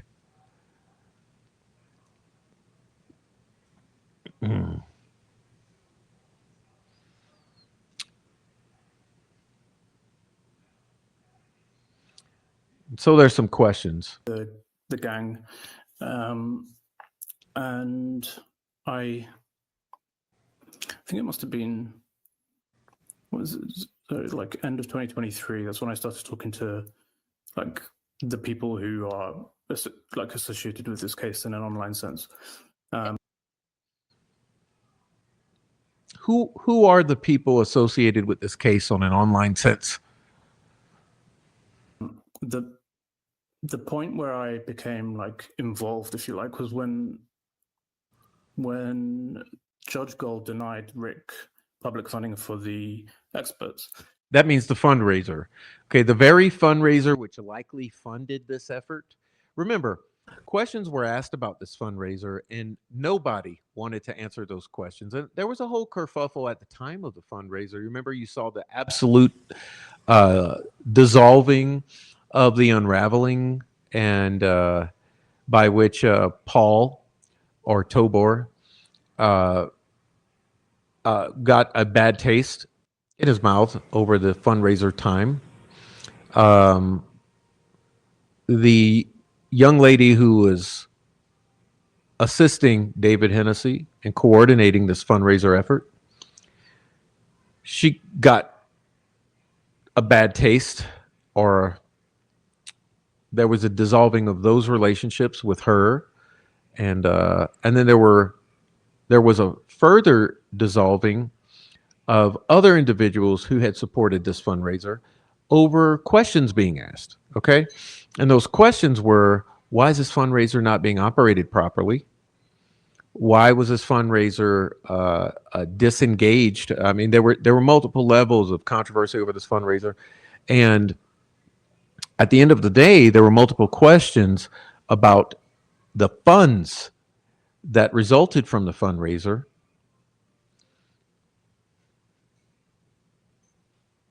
And those questions remain because even Mr. Baldwin did not appreciate questions being asked about the fundraiser.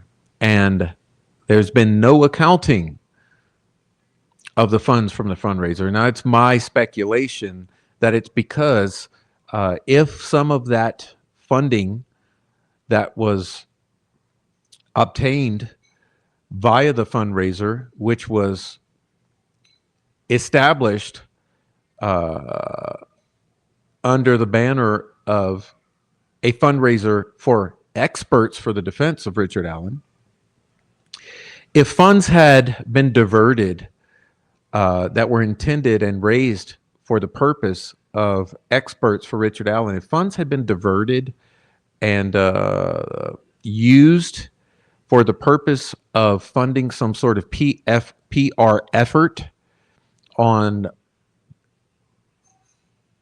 behalf of the defense of Richard Allen, I could definitely see the uncomfortable response in answering questions about the fundraiser, because that would be misappropriation of funds, which would be a very touchy subject with everyone involved in the fundraiser. And it seems to be that that was a huge tipping point in a whole bunch of relationships disintegrating that were prior existing of those who put together and facilitated this fundraiser. So it's my assumption, and I have no proof of it, but the major question in my mind is, was money pulled from this fundraiser and handed over to certain individuals who then signed NDAs to start to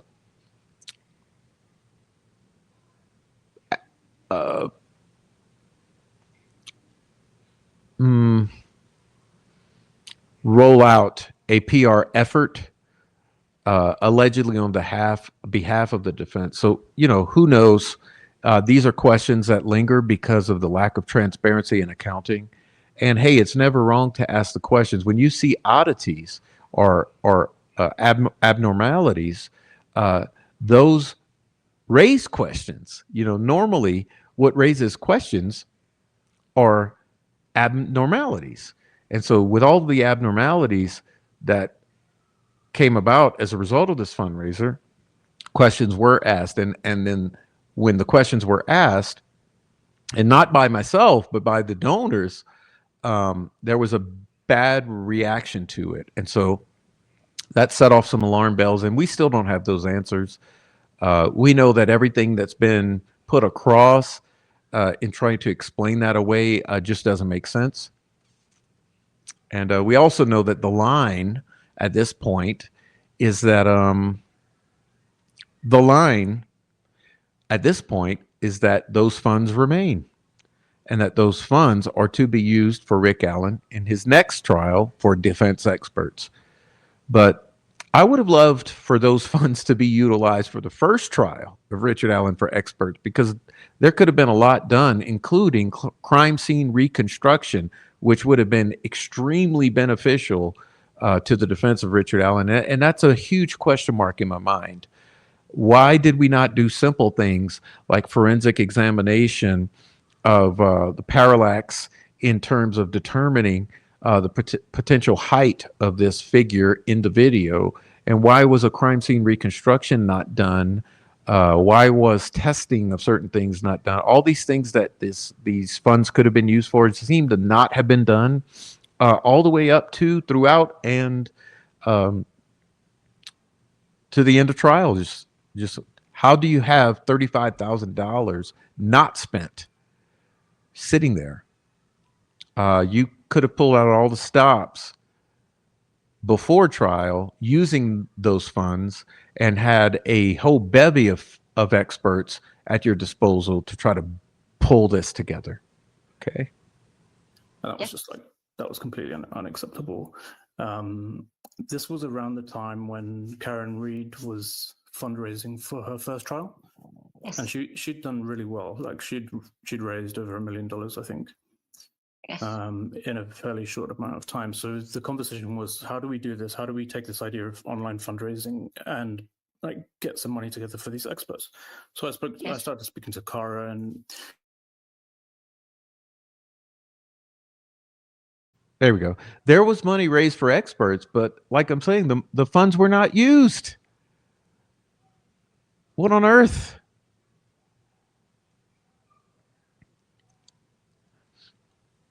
In what world do you not use even a third or half of those funds when you're combating the obvious, like, uphill battle, the mountain of obstacles that you were combating in attempting to defend Richard Allen, when you saw what the judge, the prosecutor, and law enforcement were doing?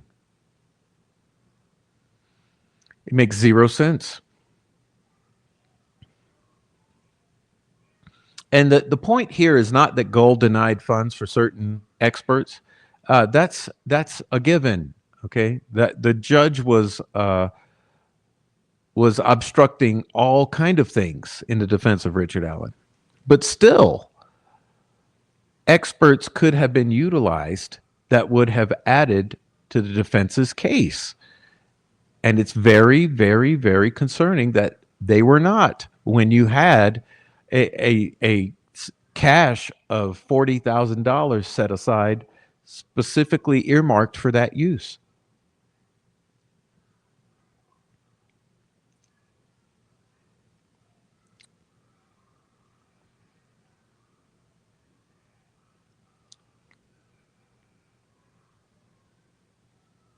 Anyhow, what Christina does here is lay out a timeline of some of these narrative points, and that's for your exploration later. I'm not here to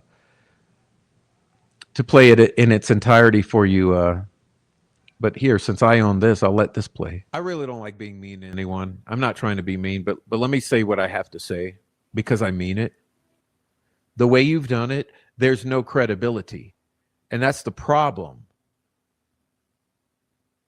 Okay, because like people are highly reticent or suspicious of everything when it comes to this case, because this mystery, like, did you really want to cause more confusion?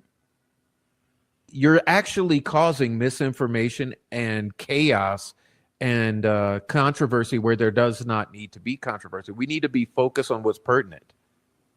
People want to know the pedigree, the provenance of this. Okay, so the way they earn their trust, or they gain faith in it, is to understand who is putting it forward. Then they know whether they're trusted or not and where it's coming from. I'll give you till Monday, okay? Because you did this the wrong way. you did it the wrong way. I'll give you till Monday. Because here's the thing. You have to stand behind it. Okay? So I understand what you're trying to do. I do. I empathize with it. I agree with it to a large extent. But here's what I think. You did it in the wrong way. You got to stand behind it. Okay. And that was me days after this nuclear bomb was dropped on the community, simply saying somebody has to take credit for it. It was my attempt to allow those who were responsible for this to take control of the narrative.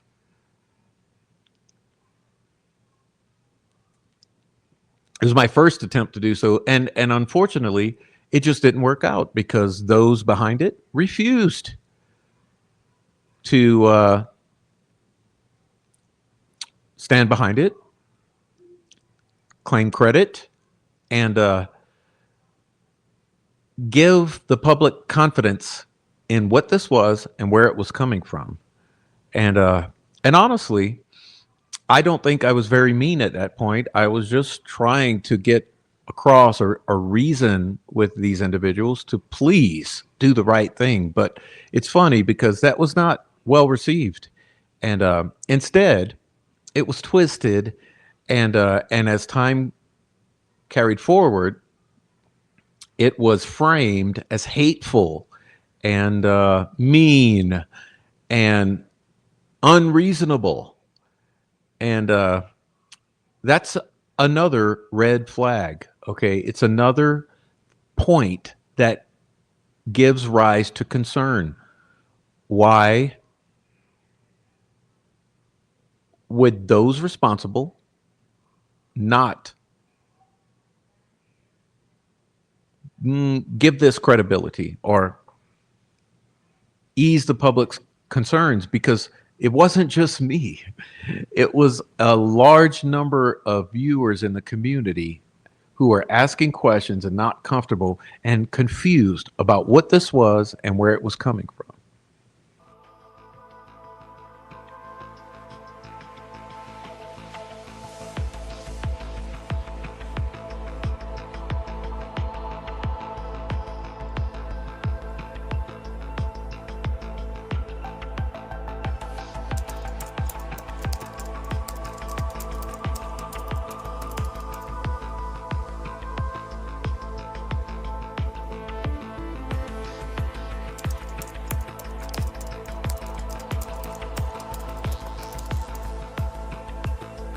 And as I said,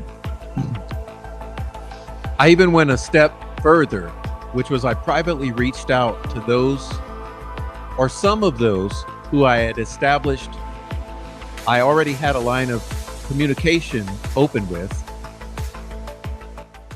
I reached out to them directly. Firstly, to give them the opportunity to address it themselves before I had to address it, because I thought it was the best way for it to be handled is that those responsible explain it and also show the proof, which is a key component.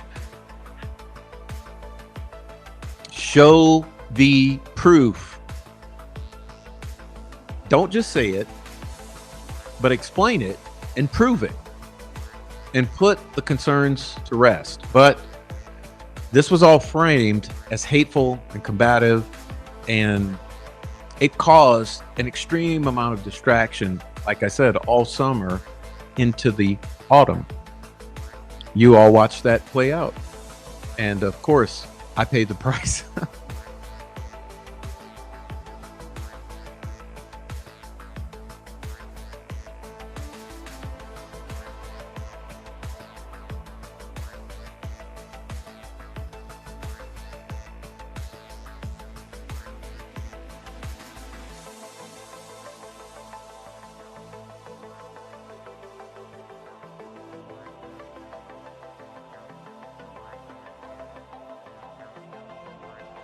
So, I mean, the takeaway here is someone's lying.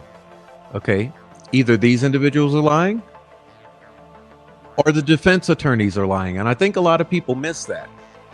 Okay. A lot of people missed it because you have to understand that someone has to be lying. So who's lying? Are these individuals lying? Or were Jennifer Auger and Andy Baldwin lying? And that was in March.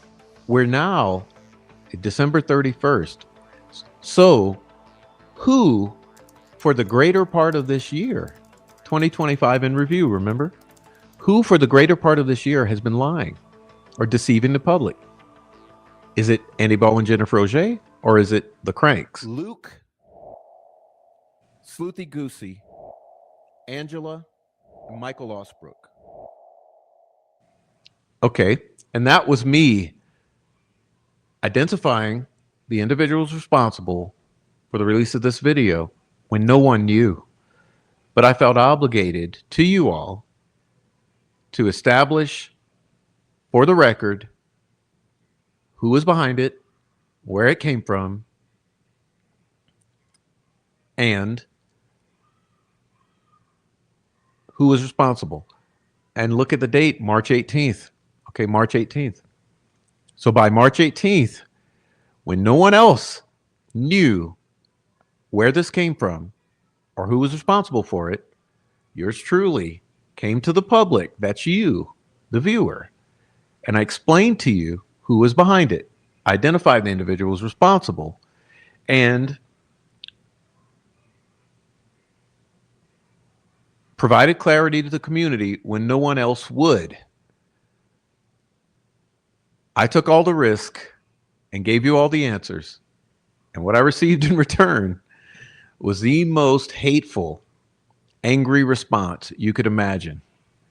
And but Luke and I got accused of a whole lot of bullshit that where would I have even gotten the fucking video? First of all, people think that me and Luke put out. There was no accusing. The video. There was that's a really good transparency. Luke and I are nobody. Where would we have gotten the fucking video? Where do people think that came from? I didn't have it. I saw it when y'all saw it. False. That's absolutely false. Okay. I had a phone call from an individual just prior to this. And that individual told me that they received a phone call from Angela days before the release saying that this BG video was obtained and that they needed to get it out there.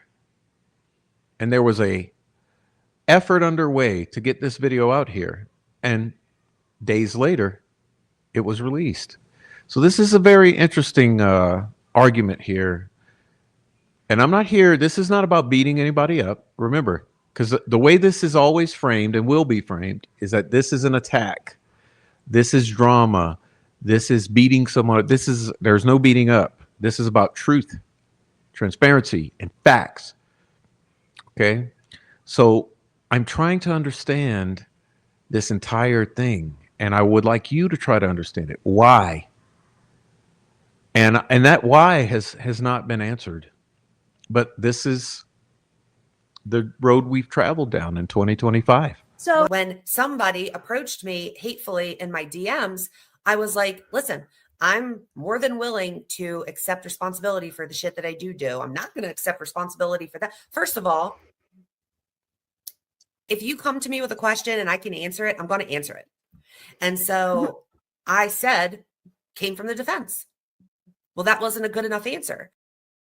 No, how could it be a good enough answer? Who am I supposed to believe? Who should any of us believe?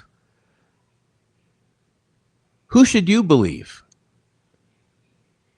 Because words are meaningless in this online sphere. When we're dealing with the Indiana State Police lying to us, the prosecutor lying to us, law enforcement lying to us, the defense team lying to us, the individuals at DOC lying to us, other community members lying to us, witnesses lying to us, family members, when everyone has lied. Remember, my mantra here in Delphi is everybody lied. Okay, everybody lied. That's Delphi in a nutshell. You can. How do you frame Delphi in one phrase? 2 words. Everybody lied. Knowing that, how do you take anyone's word? And I'm like, you can go live and you can tell people that it was Luke and it was this and it was that, and people aren't being like, but you'll be lying to them. If you say anything other than that the decision to post those and where they came from was anybody besides the defense, you're going to be lying. I didn't lie. You heard me call out the names. So the question here is, where's the proof that this came from the defense? Where's the proof that it came from Andy Baldwin? When we know, as a matter of fact, that Jennifer Auger was going to draft a press release denying the involvement in this and condemning these individuals for releasing it. So why is the prof the evil person here? So if somebody's coming into a group and saying, "Oh, I'm one of you," and okay, we accept them as one of us, and then they keep saying subtle things like, "Oh, I don't think this is right, and I don't think this is right, and I don't think this is right," and they don't come to you. They don't come to you privately and say, you know, give your feedback in private, which is fine. They do it in that kind of pernicious way where it spreads and it takes hold, and then people start believing it.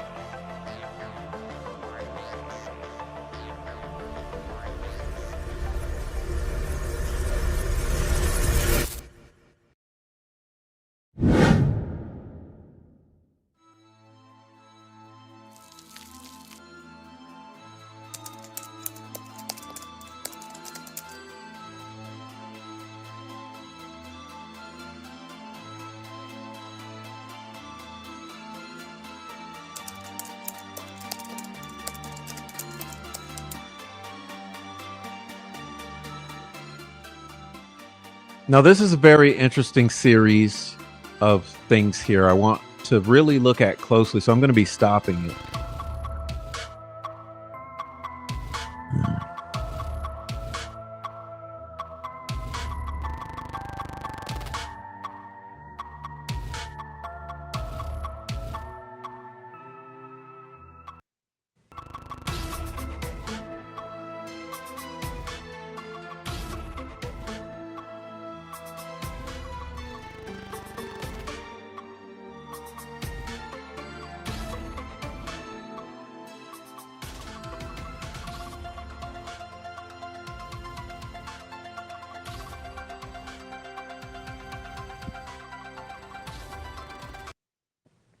True, who are these amateurs?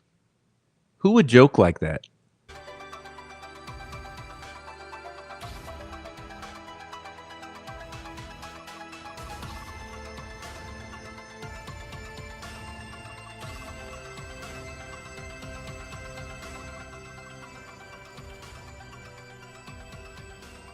As with all things Delphi, this is going to heighten the mystery. Ugh.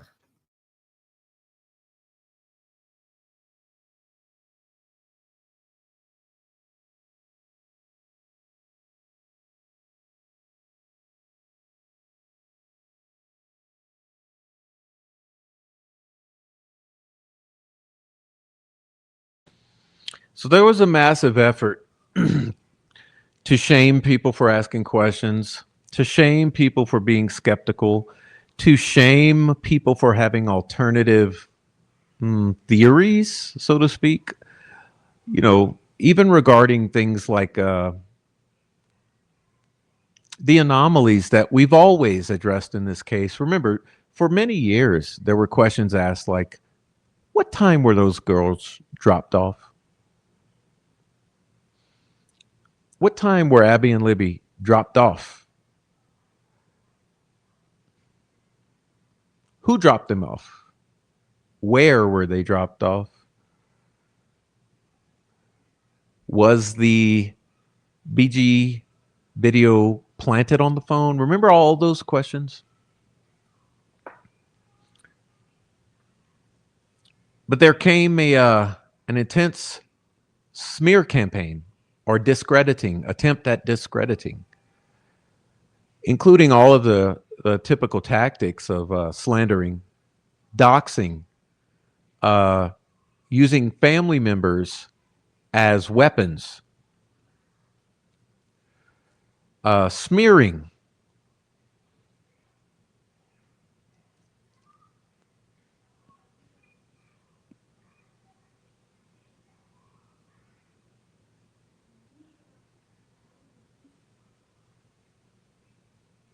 Just lying, misrepresenting, putting doubt in the viewers' minds, Nazis, name calling, KKK, Nazis, black magic, mocking, all of the things that you expect from a coordinated trolling campaign,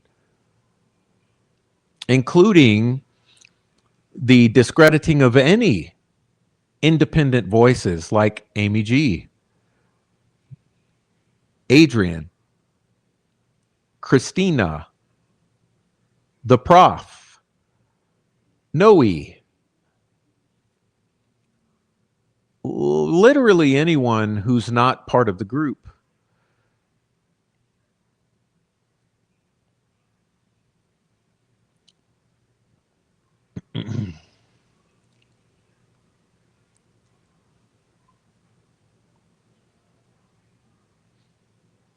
You're a monster, your kid's a monster, you're a pedophile, you're all your families are pedophiles, you're a bully,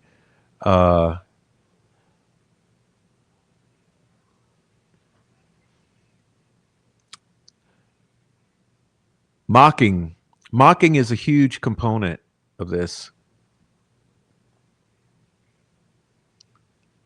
See, Christina is being smeared here.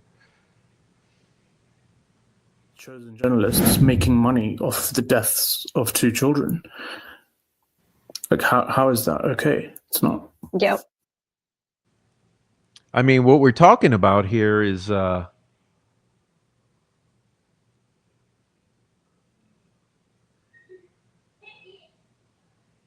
advocates, people wearing the mask of advocates, which we see on both sides. So let's remind you that it's not just the people who frame themselves as advocates for Richard Allen, but a huge problem we've been dealing with for years are the exact same tactics by those who claim to be advocates for the family of Abby and Libby, the family, okay? For the family of victims of Keegan Klein, for the family of the victims of the Flora 4 fire. Okay, so in other words, advocacy as a mask, it's a common thread that runs through a lot of the cyberbullying and narrative control that we're seeing, and we have been seeing going back to the original Delphi Docs Reddit, which goes back years, to the Keegan Klein kerfuffle.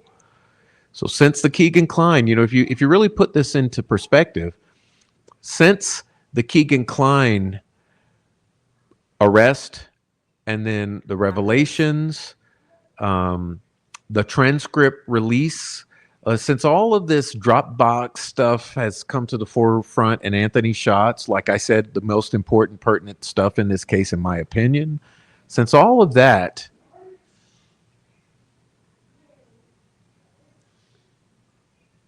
we've seen a whole bunch of so-called victims advocates come to the surface or come out of the woodwork and come online with a stranglehold on the narrative, and then being absolutely vile and unhinged in the silencing of critical voices or independent voices.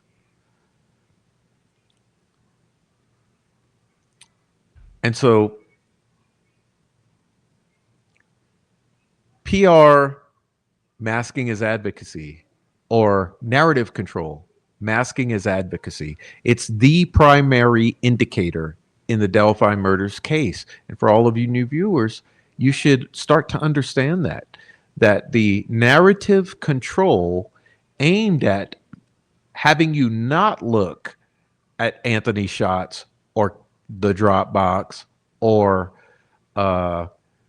any of the other related cases, masking is advocacy. So using the advocacy as an excuse or a cover for controlling the narrative, whether from the side of the prosecution, the state, or the defense.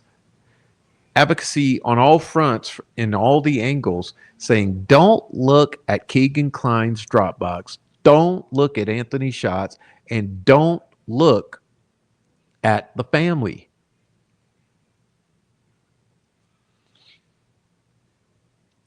And I know that many of you, when I was fighting this battle to try to stand up for what is right, many did not see it, and so many disengaged. Like I said, my viewership fell in half during this period because people could not understand it or see it. And it's due in large part to the victims' advocacy masking.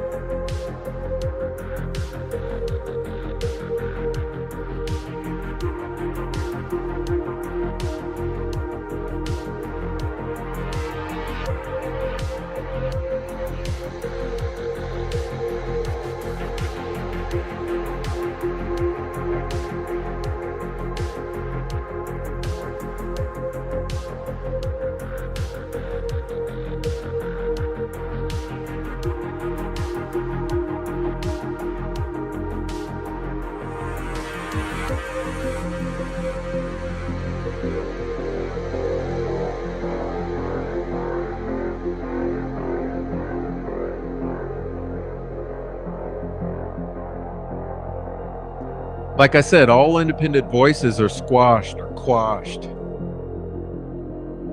including the second location. All independent voices. Skip Jansen, Adrian, the Prof, Christina, Amy G, Erica, Morse. All independent voices must be squashed.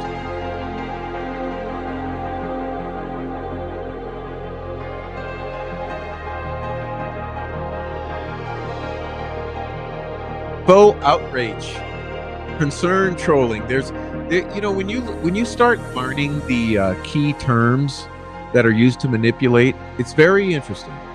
Faux outrage, concern trolling, lunatics, Nazis, and on and on and on. And a good point is made here that it's not just the YouTubers, but we literally had attorneys out here. Okay, literally attorneys. High-powered attorneys participating in this circus using the same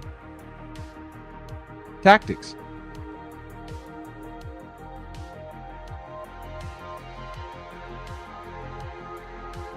Doesn't really make sense.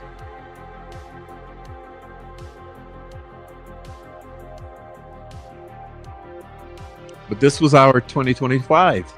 You know, this was quite a year.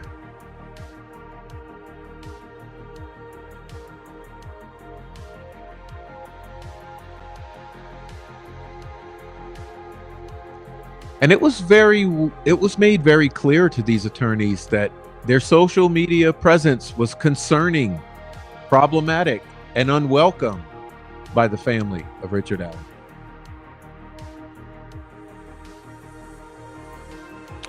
But it's funny because even that was mocked.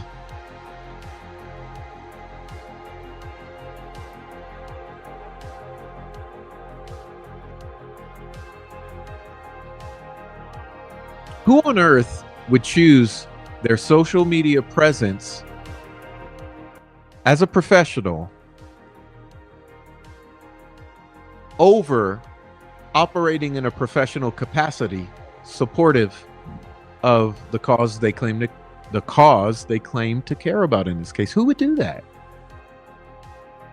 But we saw many of these attorneys that they did exactly that. They prioritized their social media behavior and presence and voices over true advocacy in support of Richard Allen and his family in a professional capacity.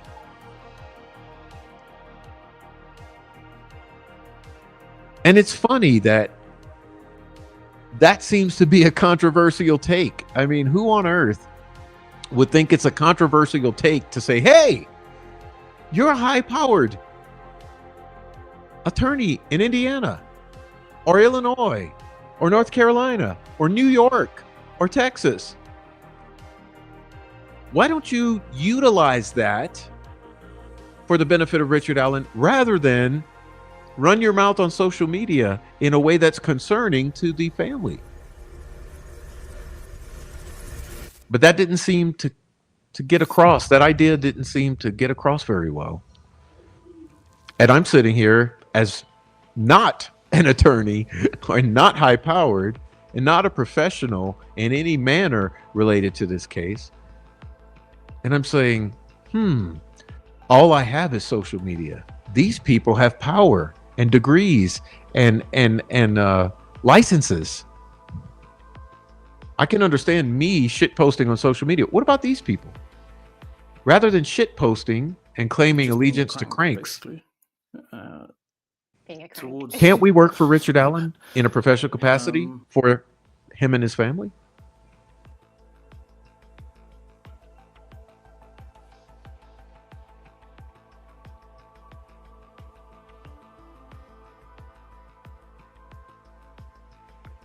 But this has been the road we've traveled.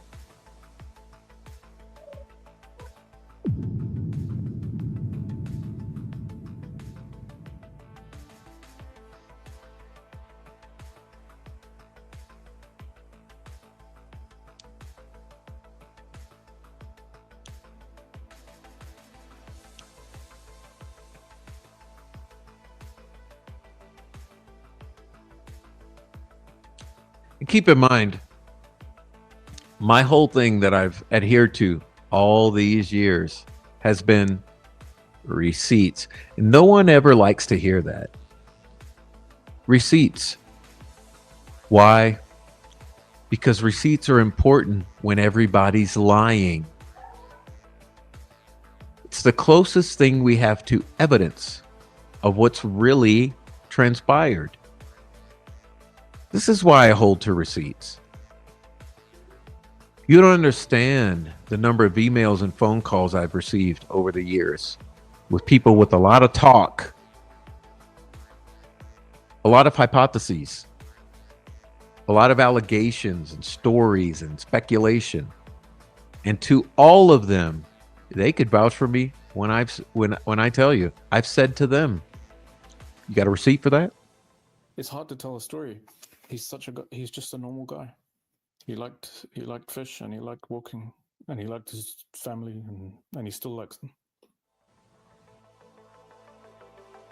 I mean,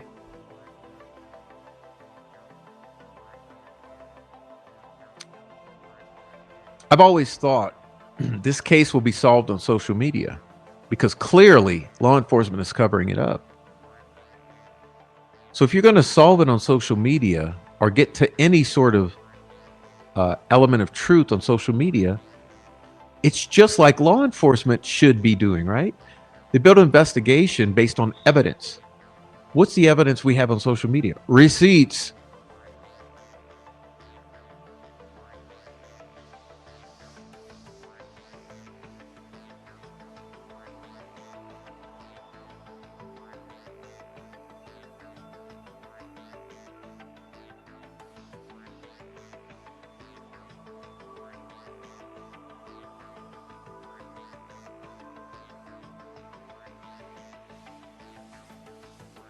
And look, this is not a smear campaign here. These are observations.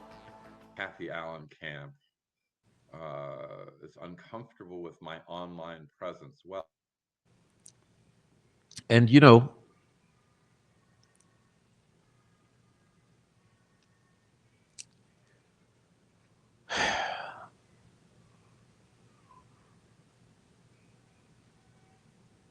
how do the old folks say it's a hard row to hoe or something like that?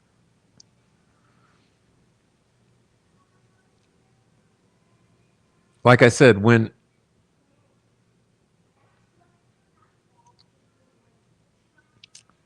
I'll let it go. I'll let it go. I think many of you understand, but I guess the point I'm trying to put across is this was a year of our lives. This was a year of fallout after the conviction of Richard Allen. And this is what our year entailed? You know, do you get what I mean? Like, the fallout from the trial of Richard Allen ended up being a battle for the truth on social media, for which great prices were paid by numerous individuals.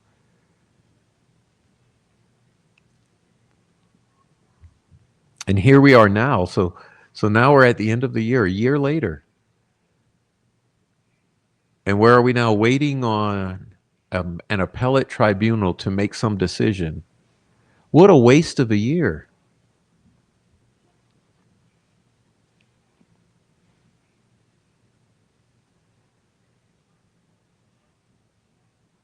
This year could have been spent focusing on all the atrocities that occurred at Westville, on true advocacy for Kathy and Rick Allen, on the holding accountable the DOC and the state police for a plethora of civil rights violations, human rights violations, incompetency on a level that's unimaginable when it comes to this in quote unquote investigation, wherein we had 70 days of deleted evidence. We had lost evidence. We had items that weren't tested. I mean, even the controversy over the sticks. You know, we had the whole leaking of crime scene photos in an effort to sabotage the defense and steer the public narrative. Like the plethora of issues that could have been explicated on social media, and the noise that could have been made over this travesty or miscarriage of justice. Because remember, it's the miscarriage of justice is not just the wrongful conviction of Richard Allen, but it's the faux justice for Abby and Libby. Because yes, as I mentioned before, if the true killers of Abby and Libby have not been brought to justice, if the truth has not been told about what happened to them, That in and of itself is a great injustice. It is not justice for Libby and Abby. And then furthermore, if a man who was not involved, or even if he was not the lone wolf killer, which is a story that's been put across, if he was railroaded and wrongfully convicted using the force and the power of the state of Indiana against him to secure a conviction improperly, how is that justice for Libby and Abby?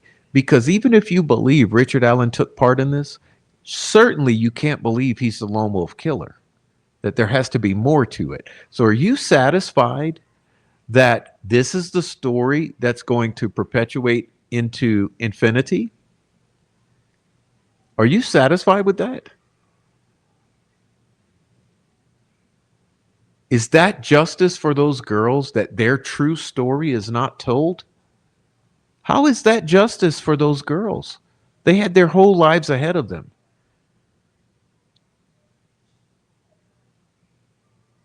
True justice for those girls would be the true story being told about what actually happened to them, regardless of the consequences, regardless of what it means for whoever.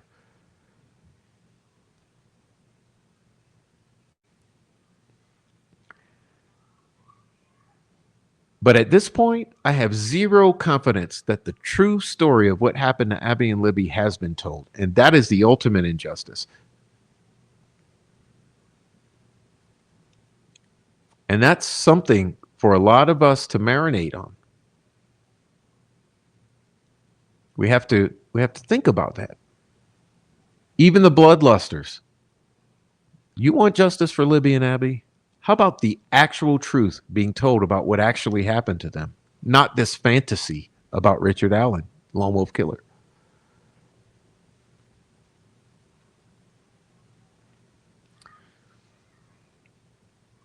And then I guess I should say now for the East Coasters, Happy New Year. I know we're all over the place tonight, but Happy New Year on the East Coast of the U.S. We have a Happy New Year. Hopefully you hear the fireworks in your locality. So the East Coast, Indiana has left. Delphi, Indiana has left 2025 behind. So hope 2026 gives you all that you deserve. But Happy New Year to everyone out there. Happy New Year. Fireworks are going off. Perfect. Happy New Year. I can't wait. We got 2 more hours where I am. 2 more hours. Happy New Year, Adrian, Steffa, Swade Smith, David Rogers, Lisa. Who else is in here? Carla Ann, Untamable, Dennis, Lisa. Did I say Lisa already? Heavy Metal Rehab, Jamie Hicks, Deb, Becky, Dennis, everyone who's watching, everyone, Happy New Year. And for me, I'm still waiting. So, hey, I'll wait. What's up, 26 Dead Zombies? Low Card, hello. Happy New Year's all. New Year all. I'm still gonna keep trucking along till we're through this, and who knows how much longer we'll go. But Happy New Year to everyone. I'm glad that we're here together. Wanted to come for New Year and say hello to everybody. Please support the channel while you're at it. Check out the link tree. I also want to advertise my TikTok. So I just started a TikTok. So if you go in the About Me section of the channel description, over in the About Me section, you'll see the TikTok. Go subscribe at TikTok. I'm going to be making shorts over there. Appreciate if you follow me at TikTok. Appreciate if you follow me on Substack, at Twitch. We'll be back on Thursday nights at Twitch. And I appreciate if you follow me anywhere. And if you send support, if you'd like to support me, best way, Cash App. Okay, I get it right away. And they take the least amount because, you know, YouTube, 30%. 30% over at YouTube. Yeah. YouTube makes more off of me than they make off of anyone on Delphi, other than probably Gray Hughes. Yo, imagine the millions of dollars they made off of Gray Hughes, I right? will out you because that would be absolutely borderline, if not borderline, like crossing the line into unethical behavior. If you tell her that you had no idea that that was being posted, you are lying. Right. And thankfully, no thing came out. You mean press release? She means press release. No thing. Thankfully, no press release from Jennifer Auger and Andy Baldwin came out condemning us and denying we were involved. Thankfully, no thing came out. Motherfucker, we will out you. What is that all about? I still can't get over that. But it just seemed as though people just stopped giving a fuck. Like, the video was not enough. I'm glad that it's out, but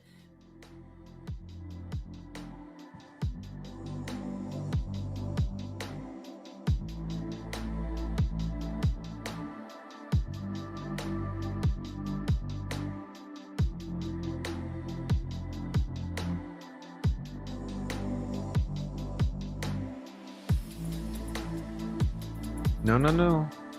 Not.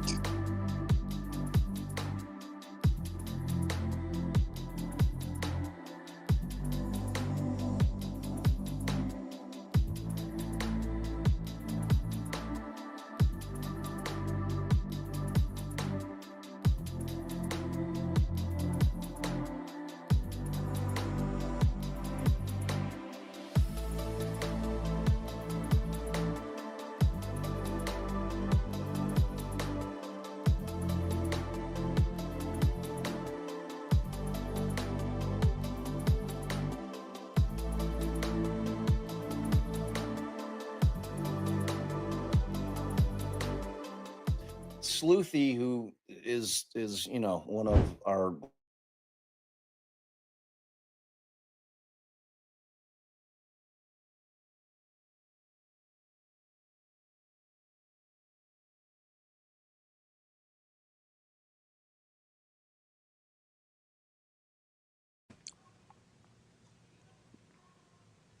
Sorry, I'm having chocolate. Hope everyone over there or out there is having snacks and refreshments. Enjoy yourselves. It's New Year.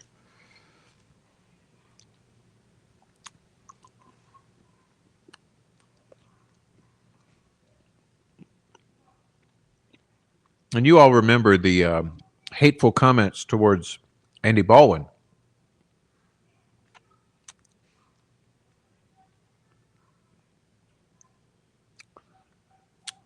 Andy Baldwin, the pussy. Yeah, the chocolate I'm having is very delicious.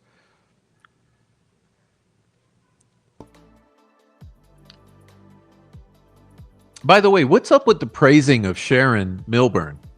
You guys pick up on that yet? What's up with the praising of Sharon?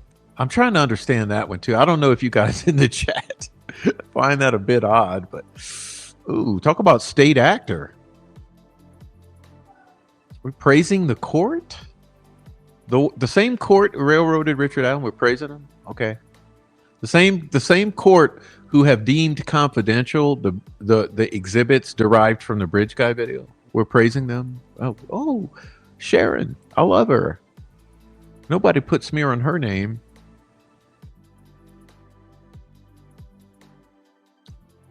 I mean, all these state actors in Indiana can kiss my ass. It's not the other way around. Okay, I'm not doing any ass kissing on the state actors in Indiana. I just don't get it. But your cranks kiss the ass of state actors in Indiana? Huh. This is Luke, by the way. Luke is Delphi Docs, for those who don't know. Okay, Luke Cohen is Delphi Docs. So don't get it twisted. I know there's been lots of lies. It's supposedly a woman. No, there's a lot of these guys pretend to be women. Okay, don't make me even go there. I'm not going to start calling all the names, but look here. Here's the deal. Several of these people who are guys have fake accounts where they pretend to be women, which is kind of interesting if you think about it. Kind of interesting. they're catfishing. So several of these guys pretend to be women. But yeah, Luke is Delphi Docs. You know, wake up call. It's not a woman.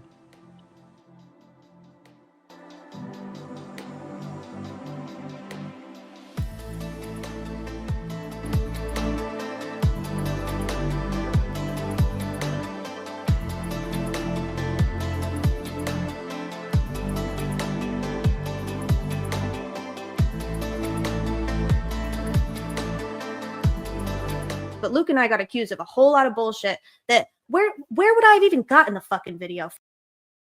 Michael Osbrook, maybe? I don't know. Who knows? Did you guys make it?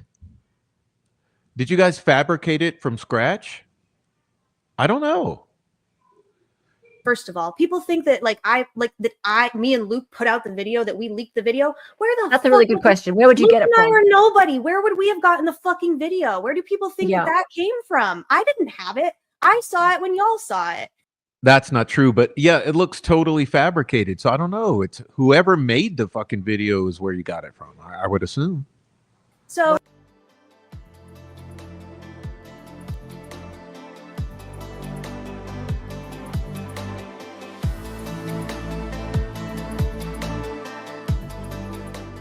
Angela Sedlowski had sent me the Luigi website, and I thought this is brilliant. A few of us.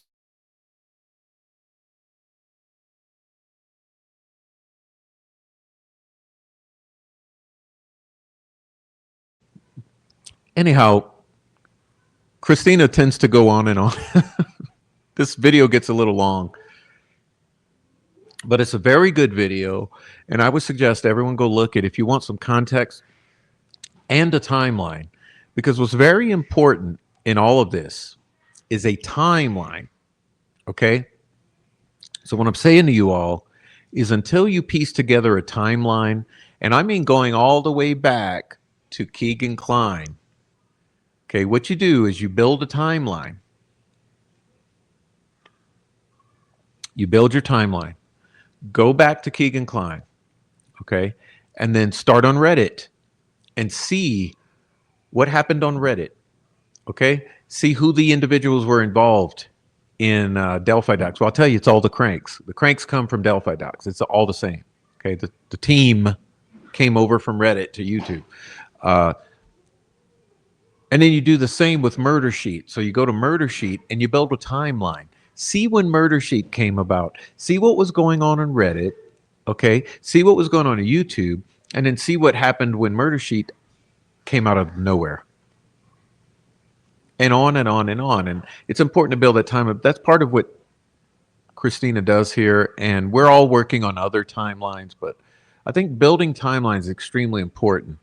And if you take it all the way back, like I said, to 2019, 2020, you'll start to see things. And it carries from 2019, 2020, 21, 22, 23, 24, and now we're at 25, you see? And when you understand it's all of the same individuals behind all of this going all the way back. And by that, I mean the troll farm and the cranks all as a unified party. That's what we call the uniparty. But what you'll see is that it's always been the same people, you know, almost back to 2017. You know, in 2017, it was primarily the locals. Because the first group that came on to handle this were the locals. But after Anthony Shots was revealed, the outsiders came on in. So it's interesting how this all worked out. But like I said, a timeline clarifies a lot of things. You start to see a lot of things. And what you will see is a massive narrative control campaign. Starting with the locals, 2017, and then flowering on out into people all over the world after Anthony Shots was revealed.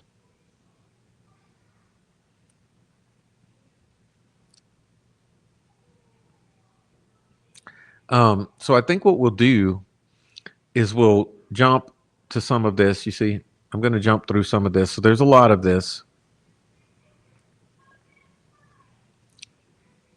Remember, I've said you have lots of attorneys. Okay, lots of attorneys who operate behind the scenes who you've never even heard of. Okay, there are lots of attorneys behind the scenes who you've never heard of. And I also mentioned there are also some that are obviously out here on social media that you have heard of. So there's twice as many attorneys as you know about, because half of them are hiding behind the scenes. Same with the hackers and computer programmers. Okay, there's a lot of hackers and computer programmers who you don't know are operating in this sphere. Okay, they're literal state actors. In other words, what am I saying about that? I'm saying that there appear to be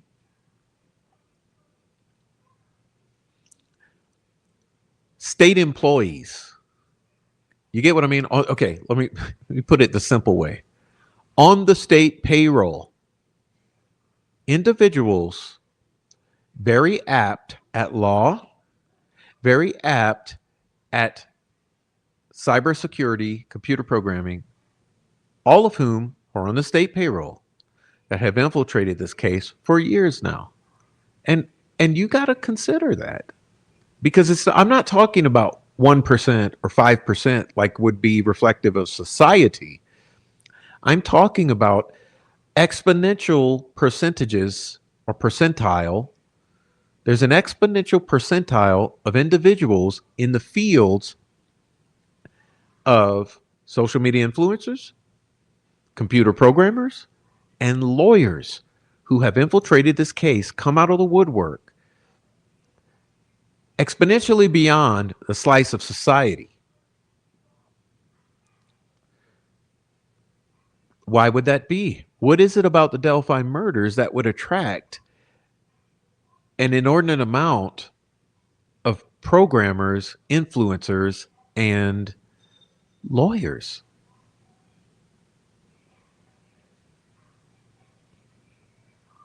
All right. So this is Christina's video. And I think from here we'll move on. Okay. So all of you, please go subscribe at Oh Hey Christina's.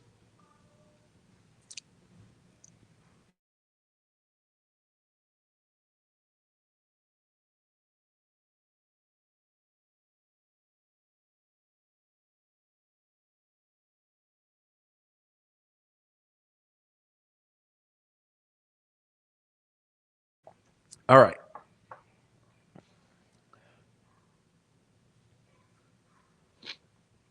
So I want to thank Christina for this video. Okay, thank you, Christina. And then what I want to do is bring up another presentation from Adrian, who is Dark Arts by Adrian, or also In Light in the Dark. Because she, I think, reflected back on this past year in this presentation here, which also covers the past year. She took it from a different angle, but also reflected on this. And she called it online harassment that fractured the Delphi community. Egos, manipulation, psychological warfare. Advocates became influencers. Truth became content.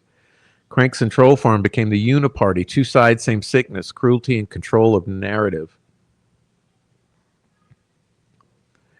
Smears became reframed as drama. Okay, bullying called infighting or misunderstanding, or what they do is they play victim. They love to vanish and reappear or rebrand. Okay, so a consistent pattern we've seen is that when things get too thick, it's an epidemic that these individuals on all sides, by the way, what they do is they change usernames and they become a different person. And a case in point is Delphi Docs subreddit, where you will find all of the cranks. But what you will not find is them in their original names, except one. If you go back into Delphi doc subreddit and thoroughly study it, you'll find all those cranks under different usernames. And what happened is they left Delphi docs, rebranded, came on to YouTube and Twitter. And the same with the trolls, okay? The troll farm. What you'll find with the troll farm is they go all the way back to the beginning. And over the years, there's just been constant rebranding or changing of usernames. So what we find is that we find all the same individuals going back years and years.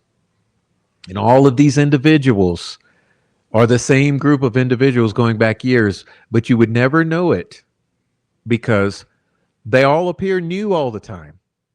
Because when they burn out an account, when things get too bad looking or too red flaggy, then they change the name and suddenly become a new persona. And like I said, the guys become girls, the girls become guys. Old people become young people become old people. Okay, it's masking, it's rebranding, it's constant masking.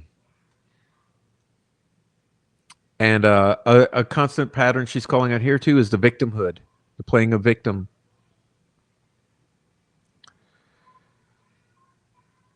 And so I'm going to step through some of her slides here, where she's laying out a timeline of early 25. She talks about the Bridge Guy video release. Okay. And she starts to go into some of the complexity of the social media kerfuffle. And again, this is so I don't know if someone could post Adrian's misogyny video in the chat. So those who would like to hear Adrian explain it, go check out the misogyny video.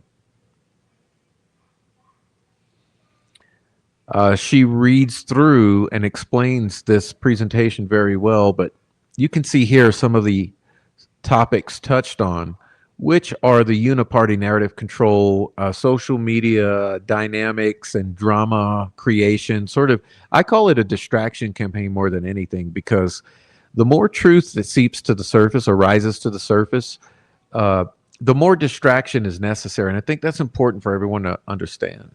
You know, the more truth that surfaces, the more distraction and chaos and noise is manufactured. And that's sort of the content of this slideshow here, where you can almost see in this single screenshot or this single slide how the distraction is so prevalent here. I mean, whether we're talking about the Roblox video and how that was weaponized, it was used as a swatting attempt. There's doxing, there's drama, there's narrative control, there's twisting of truth into other things. There's a lot of parties behind the scenes. Anyway, she says the following presentation reflects my own firsthand experiences and opinions regarding online harassment, misogyny, and community behavior within the Delphi true crime space. All statements are made for commentary, educational awareness purposes under principles of fair use, free expression. Any example shown, including screenshots or quoted material presented as evidence of public behavior, are not intended to defame, harass, or threaten any individual. Me either. This is what I'm saying. This is about looking back over our shoulder at what this year was about. Okay? Looking back over our shoulder at this past year and understanding all the various chaotic events that unfolded and why. It's all noise, distraction. Guess what we're not talking about? When we're talking about all this stuff, what are we not talking about? We're not talking about the treatment of Richard Allen at Westville, the force medicating him and coercing confessions out of him. We're not talking about the totally unhinged behavior of the prosecutor and judge in the trial of Richard Allen and the blocking of any attempt of the defense to be able to present a defense. So instead of talking about the egregious civil rights, constitutional, and legal violations that happened in the case of Richard Allen, accused of the Delphi murders, what we're not talking about is that, but what we are talking about is, oh, this one is doxing me, that one's doxing me, this one's swatting me, that one's swatting me, this one's threatening me, that one's threatening me. And she says similar patterns of silence and intimidation have been experienced by many other creators and commentators. In this presentation, although predominantly told from my own point of view, the one I feel comfortable expressing for obvious reasons, this presentation aims to highlight that broader issue. Memes and GIFs are often used as psychological attacks disguised as jokes. And this is a playbook from the nihilistic 09A 764 sphere, right? They memes and GIFs used as psychological warfare to slander and humiliate while maintaining plausible deniability. Oh, it's just a meme. Okay? Using pain as entertainment. That's self-evident. For instance, attacking my son as a way to cause me pain, as a form of intimidation, as if I'm not pained by my son and his legal kerfuffle, being in jail, and his social emotional issues, but weaponizing that. Jokes, humor, masking cruelty to dehumanize targets, distort their identities, and invite group harassment. This is a very common theme in the Uniparty, in the smear campaigns, that they laugh at us, right? Dehumanize us, distort our identities, making it easier to invite group harassment. That's the whole thing. Calling you Nazis, calling you crazy, calling you pedophiles, all these sorts of things, and laughing at you, laughing at when you're upset. And it's another thing, is a narcissistic kind of technique of triggering you into an emotional response. And when you get on angry, when you get on hurt, sad, depressed, upset, crying, any sort of response that you have to the cruelty, that is then weaponized and say, look, they're crazy. He's crazy. He's abusive. She's crazy. It's what we call narcissistic crazy making, right?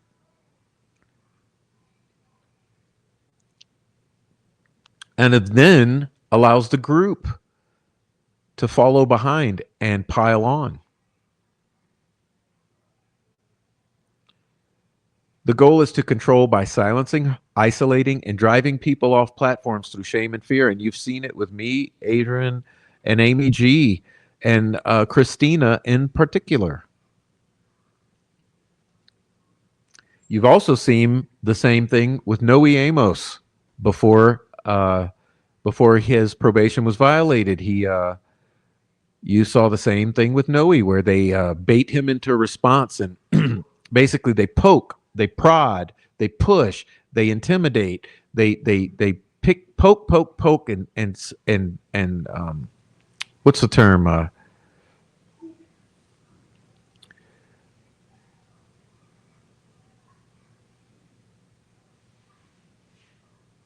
Anyway, you get it. They push and push and push and push and push until you respond, and then they use that to say, look, he's crazy.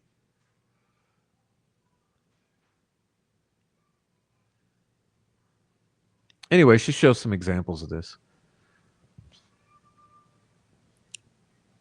But like I said, this is a straight out of the nihilistic cult playbook, and you can, in particular, go search, Google search 09A 764 and memes, and you'll see it. Another thing they do is they love to diagnose and take particular note that some of these individuals are literal medical professionals, psychiatric providers, and nurses. And they say things like, she's so much more than a narcissist. She's a psychosociopath with borderline personality disorder and narcissistic personality disorder, plus paranoia, from what I am assuming is related to copious amounts of methamphetamine, and can no longer tell the difference between pixels and grass. Truly disturbing, disgusting, and sad. Someone needs to enlighten your dark with Prozac stat. Now, keep in mind, Richard Allen was on Prozac the entire time because he suffered from a serious mental illness as deemed by the state of Indiana DOC in terms of major depressive disorder. He was on Prozac, and they were medicating him with Haldol on top of the Prozac and at an additional or improper body weight. He was being overdosed with the Haldol because they were overdosing him for his incoming weight. Anyhow, you'll see the sin of defending Kathy Allen against all of these individuals was this shaming. And trust me, Amy G got it too, and Christina got it too.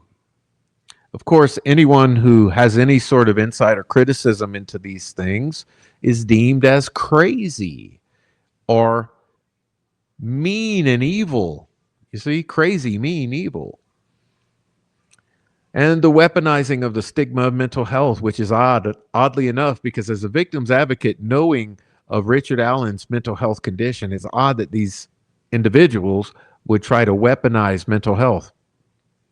How do you respond with to accusations from someone with schizophrenic delusions?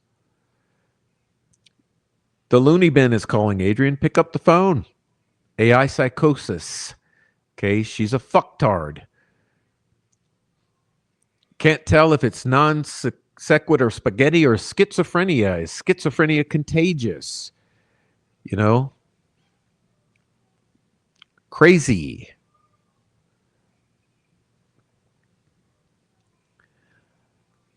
And you see it goes on and on and on, okay? I'm not going to read through all of this. Obsessed, crazy, schizophrenic, psychosis, psychotic, you know, smear pest, MK Ultra, foster plant,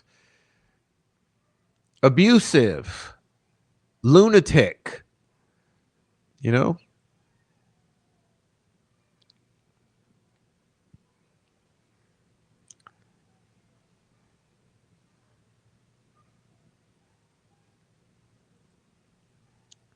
Relational weaponization, using a woman's romantic choices or relationships, and I would say vice versa, the man's as well. Using anyone's romantic choices and relationships to attack their credibility, morality, or intelligence. It reframes private relationships as public evidence of character flaw, implying naivete, promiscuity, or manipulation. It's a tactic rooted in misogyny, because men's romantic histories rarely get used against them in the same way, unless you're in Delphi. Remember, they've weaponized Rick Snay's divorce. You know, Rick Snay had an amicable divorce with his wife. Noe Amos had an amicable separation from his wife. Prof had an amicable separation from his significant other. But what do they say? They say, I wouldn't be surprised if Prof's ex is 6 feet under. Whatever happened to little Prof's mom? Is she dead?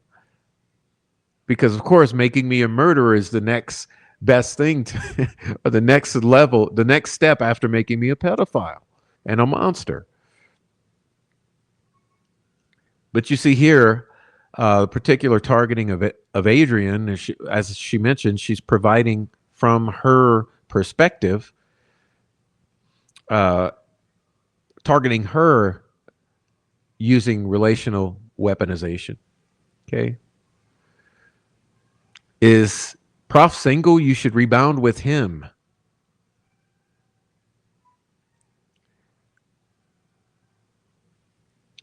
What she needs to do is figure out why she lost a good-looking ass man with a career for that fucking drunk ass, greasy ass, abusive fucker who doesn't even like her.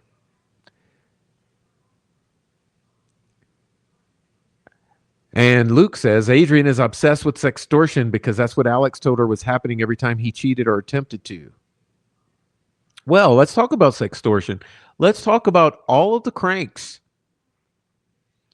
who have come after Rick Snay, Alex Voorhees, the Prof.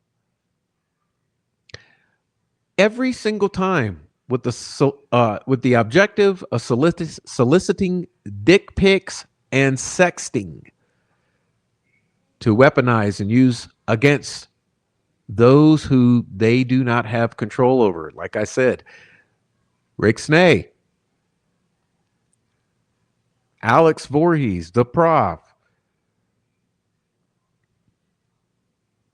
And there have been others. Sextortion is not a delusion. It's a tactic in this community. Gendered social control. She's beyond a pick-me. I'm not sure she's ever had a grip on reality either. That means she's crazy, right? You and Alex have been on a smear campaign for months. What do you think was going to happen? You're by no means innocent. Stop being such a slut and a drama queen. I hope Ange sues the hell out of you. Courtney, too. Do they realize Bart Simpson is troll farm?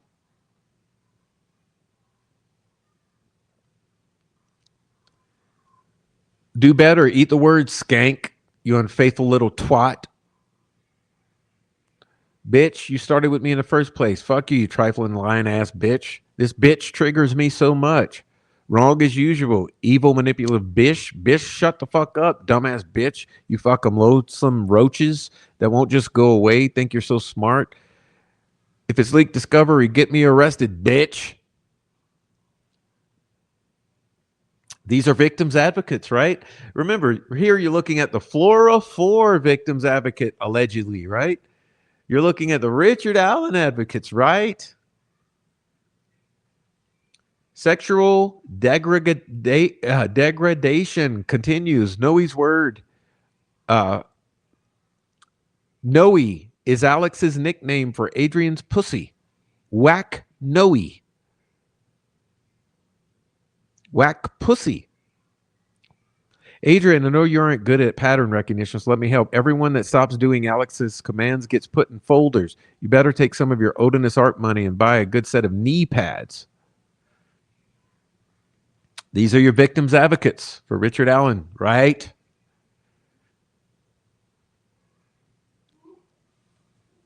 We don't just serve smear pesting, we also serve cunt.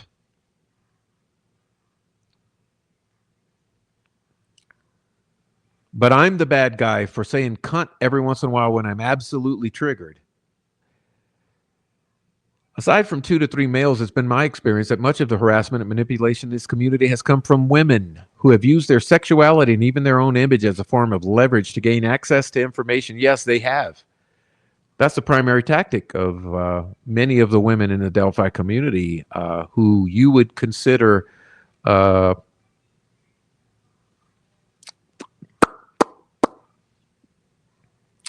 I'll just leave it at that. Whether it's Mike Thomas, Rick Snay, Alex Voorhees, the Prof, Noe, and many others. These women have used their sexuality and even their own image as a form of leverage to gain access to information. Knowingly doing so. Okay? It's important to acknowledge that kind of coercion is also abusive. When someone uses sexual pressure or threatens exposure to gain power or influence, that crosses into the territory of sexual extortion. Alongside that, we've seen extreme slurs like pedophile, Nazi, misogynist. These terms are weaponized as tools to destroy reputations like yours truly. These are among the most damaging accusations you can throw out at someone. And they've been used recklessly to turn public sentiment against independent voices like yours truly. That's right. That's right. Gary Brucato. They've done it to Brucato. There's an entire litany of males in the community who these women have weaponized their sexuality with. Using these words to paint individuals as monsters or villains without evidence, to create a psychological justification for hatred and violence and group mauling of individuals. It's linguistic social exile through language, reprehensible. We have to stop normalizing it. Why is it that in this community, the primary accusation thrown against males in this community is pedophile, criminal, a pedophile, chomo, a pedophile with criminal history? Never with any evidence, never with any paper trail, never with any substantiation. Just recklessly throwing those things out there, just like the words Nazi, just like the word racist. Remember, it was said that I called Michael Osbrook the N-word when I never did anything of the sort. I never would do anything of the sort. I did call him a retard. Okay? Retard. Retard is not the N-word. Menacing. Okay, there's been plenty of menacing and horrifying. Okay, direct violent threats. Okay, menacing.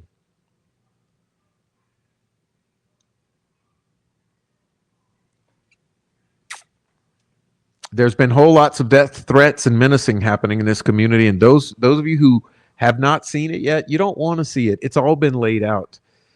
The death threats that have been thrown around in this or flown around in this community, they've gone every direction. They've gone to the defense attorneys. They've gone to yours truly. They've gone to Adrian. They've gone to Noe. They've gone to Snay. They've gone to many others in this community. They've even gone to Richard Allen and loudly so by the official spokesperson for the Patty family. Of course, that was all deleted as soon as I called attention to it. And then there's the mocking. Okay, they do mocking. Memes are literally metaphors, not violence. What's wrong with them? But here we go, Prof and Adrian getting shot, right? Here we go with Prof and Adrian in the grave. Okay, in the grave. And remember, that was all. There was also a screenshot of Prof and Adrian in the grave posted on the All Eyes on Delphi GitHub as a funny meme. It's absolutely funny. There's a doxing. And we're not going to focus on this too much, but all kind of doxing. There's been plenty of doxing.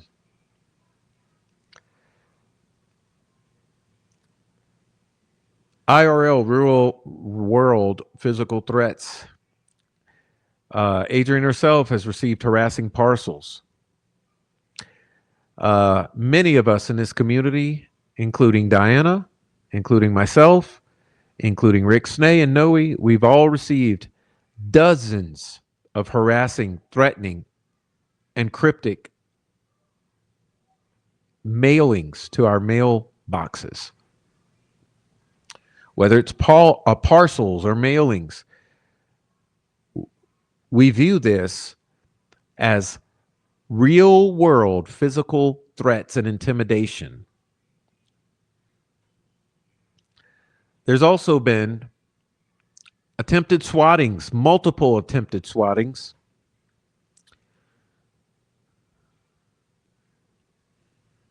This year alone.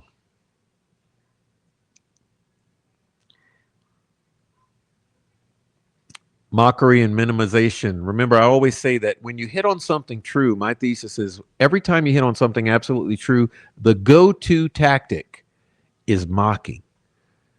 You hit on something true, it's mocked every single time.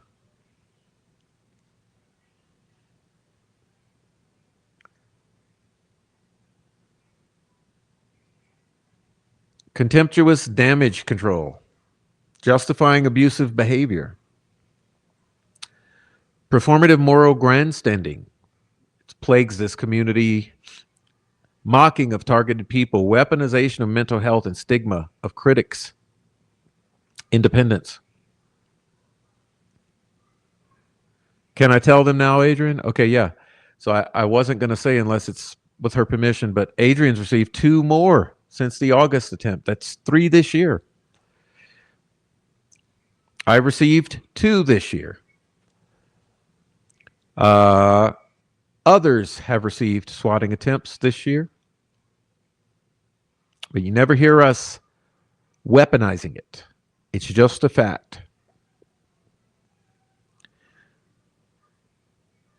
After exposed for harassment, they rebrand it as reasonable, lighthearted, and justice-minded, and just fun. Just a bunch of cranks having fun. Just a bunch of troll farm laughing at their critics. It's uniparty tactics we're talking about. Welfare checks. That's right. Community conditioning, discouraging the group to engage with critics to maintain social cohesion. They like using irony and plausible deniability to launder the abusive behavior, gang stalking, and mauling of critics and independent voices. Tone policing. There's abuse dynamics like degradation, minimization, victim blaming, reframing, go to the hospital. Again, a lot of this being said by supposed mental health providers.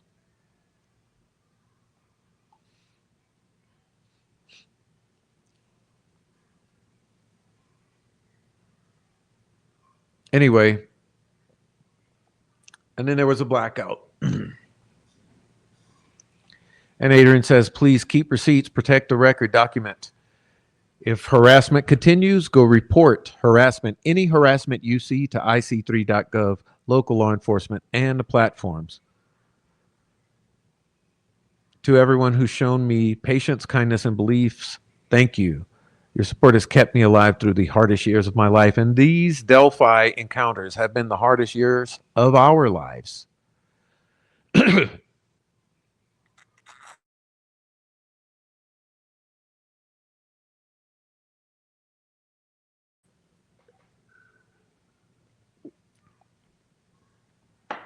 Anyhow, I think that brings us through some of the evidence that I wanted to show from individuals who are not myself, and that is Christina and Adrian, because in the past year, I've shown you plenty of evidence of the abuse targeted at myself, particularly in the Friday Night Fights series, which went 13 episodes. So for 13 episodes, I displayed to you the relentless campaign to discredit, intimidate, harass, and silence me due to me pointing out these anomalies and bringing these criticisms forward.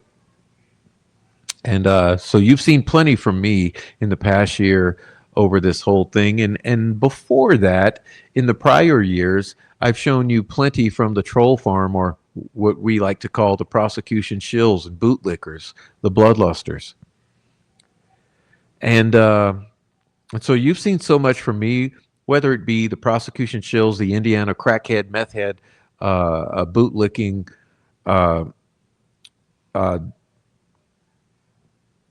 sextuple murder crowd, you know, those who are covering up and assisting the cover up of the Flora fire and the Delphi murders.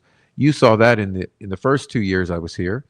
And in the past year, we've been highly focused on the cranks in all of this fallout after the release of this Bridge Guy video. So you've seen plenty from me.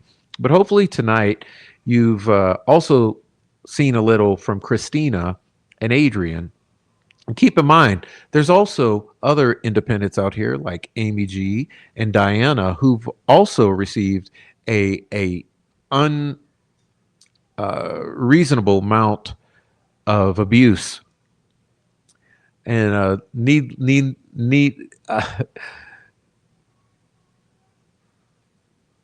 let us not forget Noe Amos. Okay, so whether it's Noe, Rick Snay, Christina, Diana, Amy G, Adrian,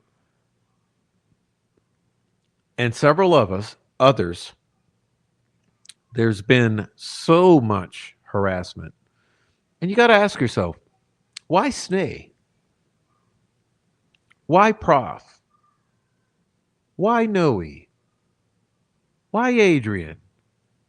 Why Christina? Why Diana? And why Amy G? What is it about us that puts us in the target zone from both sides?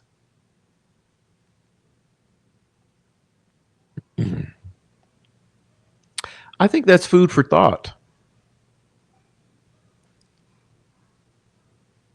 And I think that's something that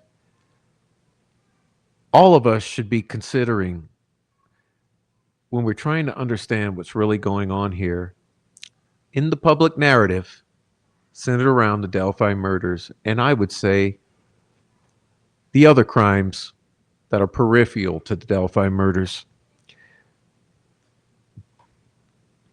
especially the Florida fires,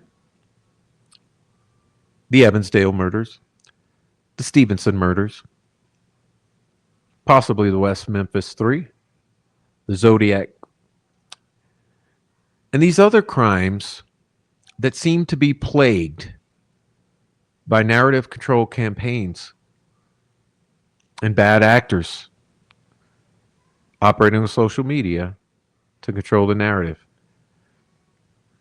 It's very, very disturbing.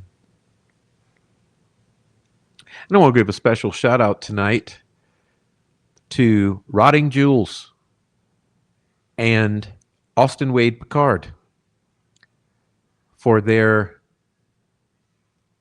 efforts to get to the bottom of other cases that have similarities in what we're seeing here in these cases in Indiana and Ohio, and Kentucky and the whole Midwest. So we're focusing on the Midwestern cases, and I know that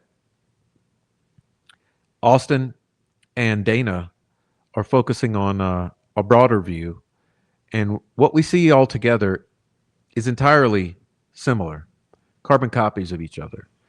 And so we know that for whatever reason, there are a handful of cases that seem to be plagued by massive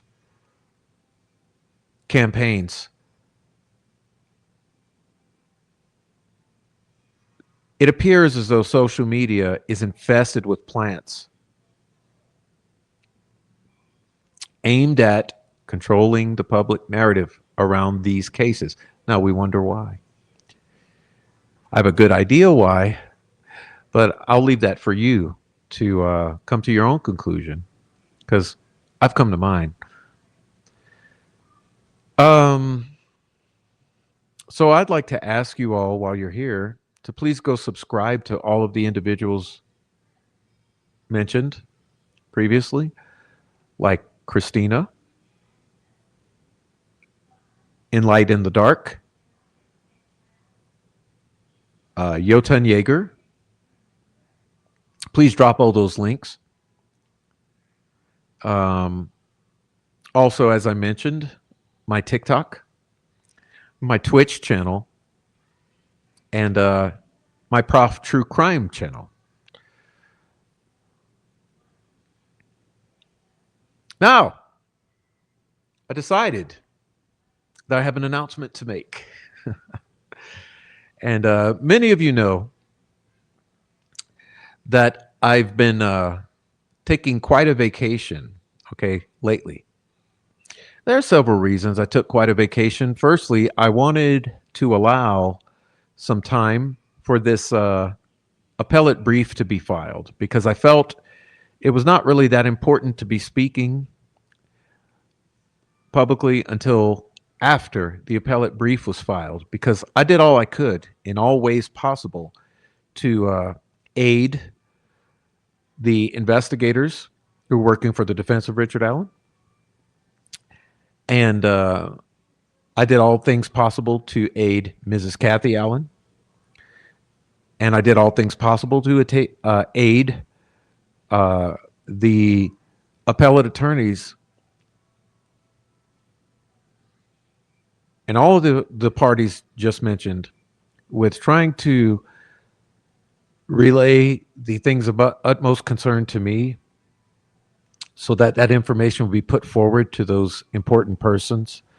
And so I wanted to allow all of that to take place. And now that the appellate brief is filed, I feel that it's now is a good time to talk. This is why I did the unveiling of the trial of Richard Allen, where I covered the appellate brief, because I think now is a time to talk about those very important things that were disclosed in the appellate brief. And so my announcement is that I've decided that that I'll be back in full now. So many of you know that I've had some health problems during this time period as well. And so I've been wrestling with a lot of things. I displayed to you that I was dealing with logistical problems because I was trying to accomplish the impossible logistically in my life. And that has now been taken care of. So my logistical problems are taken care of. My health problems are being taken care of. And now the appellate brief has been filed, and now I feel rested. So yeah, we will be starting now in January. We're coming back. Okay, we're coming back full force. So I want to thank everybody for all the patience. So the announcement being that I'm back, bitches. So you guys get ready to spend some time here. Please be aware. Hit the notification bell if you're not already, so you know when we go live. I typically will put up the thumbnail an hour before. So we're going to be going live very often. We're going to be going back to Twitch on Thursday nights. You're going to be seeing my shorts on TikTok a lot. I'll be doing more over there. So let it be known that yeah, we'll be back. We'll be back, and so will Rick Snay. Okay, I talked to Rick today, and he was going to come and visit us tonight, but I think he got tied up. He's dealing with sick dogs, so yeah, we are all looking forward to 2026. So I'm glad to ring it in here with you all because, as we've just learned, 2025 was an absolute shit show. So now that we've been through 2025, hopefully we can put that all behind us, right? And we can start to look at 2026 because starting tomorrow, it's January 1st. Well, actually in 5 minutes for me, and some of you, it's already January 1. So starting now, we're in January 2026, and I am absolutely certain that the first quarter of 2026 will be absolutely action-packed. Remember, we're going to potentially have a response to the appellate brief, then we might have another, and then who knows, there may be hearings, there may be a decision, this, that, and the other. There's going to be just a lot of activity in the next months. So we're here for it. And there's a lot we need to be talking about, okay? So yeah, that's what's up. What's up, Charles Godwin? Charles Godwin, the infamous Charles Godwin coming into the chat. I see someone is mentioning Little Joe. I love Little Joe Lewis. Little Joe Lewis has been solid as a rock. Okay. Little Joe Lewis is always Little Joe Lewis, solid as a rock. He's transparent and he's supportive. And I just love Little Joe Lewis. And I appreciate everyone who's here, you know, especially want to thank you guys for coming and showing your face. Thank you, Critter Mama, Heavy Metal Rehab, Lisa, Adrian, Charles, Yotan Yeager, Kelly G, Dieter. Hey, Dieter. We miss you, Dieter. Christina's here. Okay. I have to go back pretty far to find everybody. Amy G's here. I appreciate and honored by your presence, Amy G. Thanks for being here. Fur Baby Daddy, long time friend. Fur Baby Daddy here. Who else is here? Critter Mama, did I say hi? My eyes are a little fatigued now. Deb, Paula Fitzhenry, Dennis McKean. Always appreciate your comments, Dennis. What else we got here? Heavy Metal Rehab. Jamie Hicks, thanks for coming. Carla Ann. Support with Steffa. Thanks for coming. Hebby, Heather Brown. Who else am I missing? Untamable was here earlier. 26 Dead Zombies dude. Nancy Drew 101, longtime OG. David Rogers was here. Swade Smith, longtime OG. What's up, Swade Smith? Hey, man. Becky B33 was here. Appreciate that. Everyone who was here. Zaddy was here super early. Okay. Appreciate everyone who was here. Sorry if I missed you. Just let me know. Low Card was here. Some others were here. Cromley was here. Appreciate you all for being here. Who else was here? Rebecca Ann was here super early. Dirty Diana. Dom was here. Okay. Appreciate everybody. Shout out to Mark Ellis. Mark Ellis ain't here. He missed it. But shout out to Mark Ellis. Shout out to Four Pits. Shout out to Noe Amos. I talked to Noe, y'all. He's doing okay. We can't wait to talk about it. We're not going to talk about it now, right? But we're going to talk about Noe in 2 weeks, okay? Because Noe has a lot to say, and you guys are going to be fascinated and horrified. But Noe's doing okay. He's on the upswing, okay? I want to thank Sunflower Soul. I know she was here earlier. Man, everybody, thank you so much for being here. Anyhow, I want to wish now, I think we're just seconds away from midnight over in the Central Time Zone. So, let's see if I miss anyone else. I see any other names here. Carol was here. What's up, Carol? Who's Your Daddy was here. Who's Your Daddy? What's up? Okay. And everyone on the replay, hey, thanks for being here on the replay. Please leave if you're on the replay, please leave us comments down below. We love the comment section because it's cool down in the comment section. It's so amazing to always see people comment, voice their opinions in the comment section. But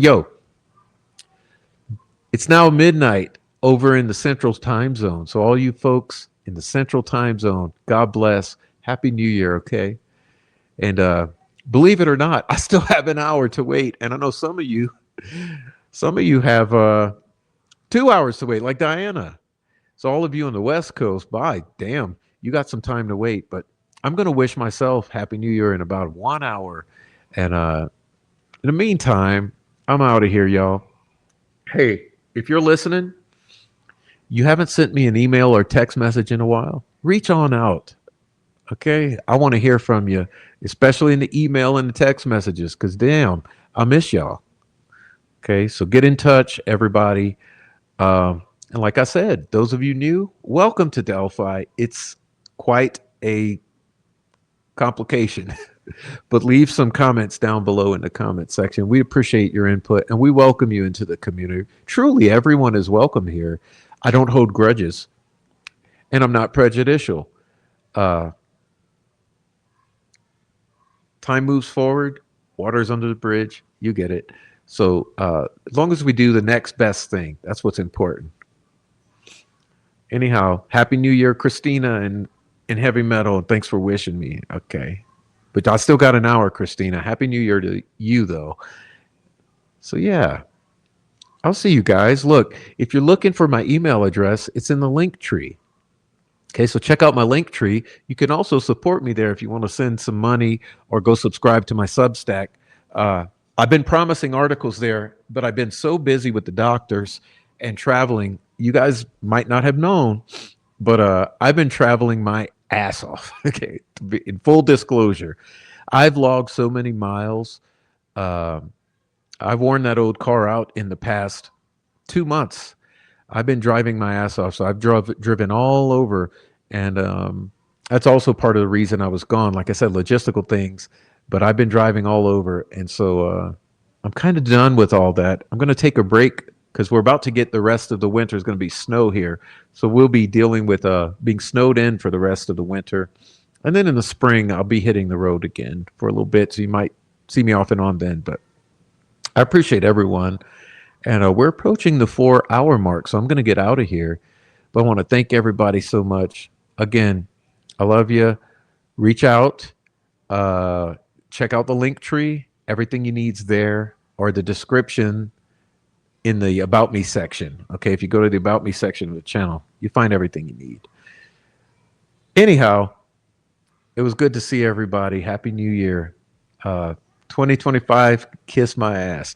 But I'm very, very much looking forward to 2026, both on a level of Delphi and economically, because I think we're going to see some economic moves in 2026. So I look forward to that. Anyway, God bless you all. I'm going to lead you out with some music, and I'm going to get out of here and go enjoy the rest of my night and ring in the new year. All right.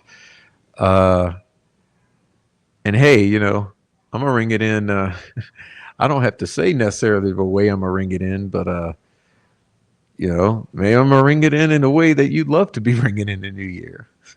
You ain't got to know everything going on. So wink, wink. God bless. Peace out.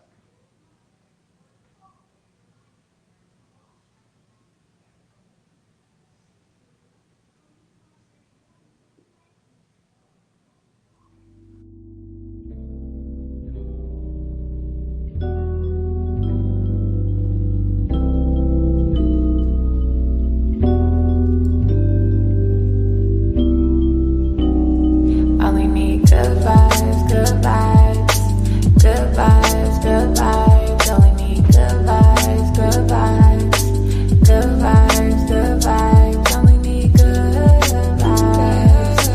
Can't lie, good vibes, good vibes, good vibes, good vibes. Been waiting so patient, I'm going places, can't fake it. My heart is so cold, my energy is contagious. All the pain, I can't take it. I'm staying grounded and graceful, cause I know everything that I've been through only made me count my blessings daily. Yeah, they've been acting shady, but I don't take it personal. The memories fading, I'm enjoying the moment. I've been smelling the roses, taking time to reflect, stepping back, the truth unfolding, unfolding. Nothing to prove, cause I'm about to blow. I've been in the booth, speaking to my soul. You know that I'm true, either way it go, either way it goes. I cannot turn cold, staying on the low. I've been protecting my soul. If your intentions are not pure, I can't let you get too close, cause I'm vibrating high. Ain't got time for your ego, these niggas quit to turn me back. Acting like the amigos, he never cared in the shows. Wasn't with you at your lows, assuming that you gonna fold. But baby, I've been growing ever since I let you go. And I've been doing better, and I know that hurts to know. Hurts to know. Only good vibes around me, and that's for sure. Only good vibes, good vibes, good vibes, good vibes. Only need good vibes, good vibes, good vibes, good vibes. Only need good vibes. Can't lie. Only need good vibes, good vibes, good vibes, good vibes.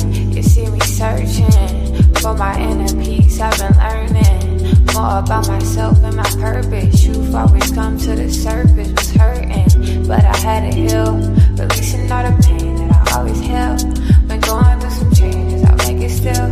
Protecting my soul to keep it real. Only need good vibes, good vibes, good vibes, good vibes. Only need good vibes, good vibes, good vibes, good vibes. Only need good vibes. I can't lie. Only need good vibes, good vibes, good vibes, good vibes.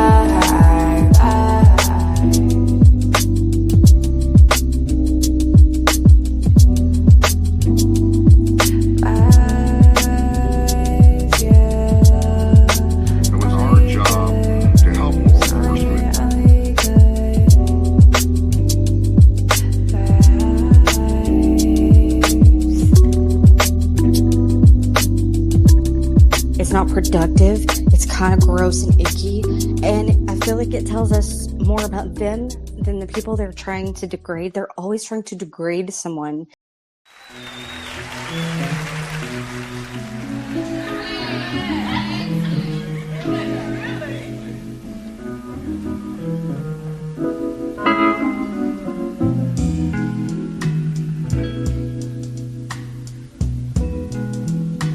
dedicate this number to everyone here. Written by Gary McFarlane. A sack full of dreams.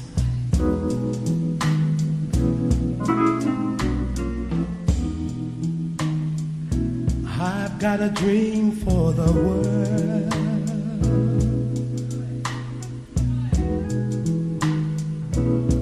Peace in the rivers and everywhere. Bridges of steel and love.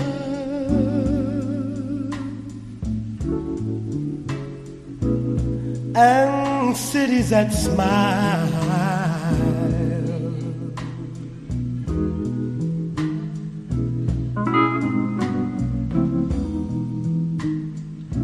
Gray empty faces walk by.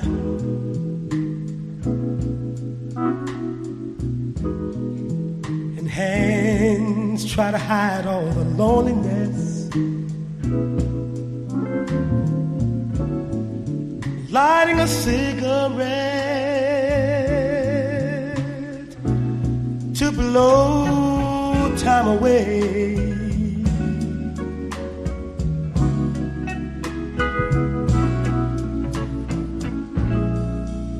Lost in the noise, lonely as a wind. People on sidewalks with no place to go. Can they learn to understand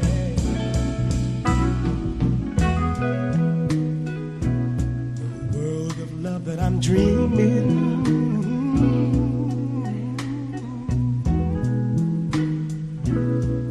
The world of love.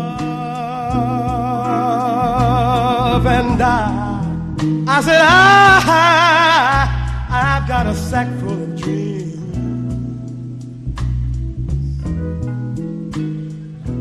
Streets filled with laughter and toy balloons and people with hearts that care.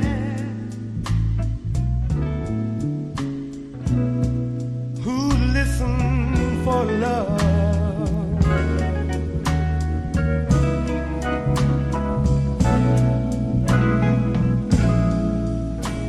Wanting to sing, wanting to care, wanting to share all my dreams for the world. Can they learn to understand the world of love that I'm dreaming?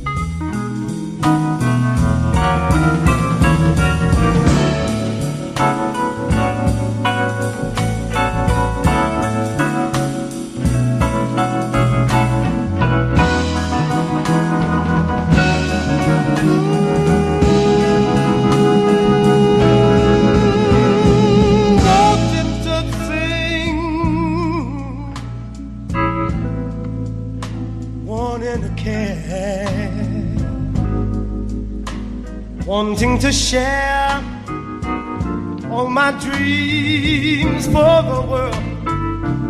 Can they learn? Can they learn? Can they learn to understand the world of love? Peace, peace and happiness. Love and kindness. This is my sack full of dreams.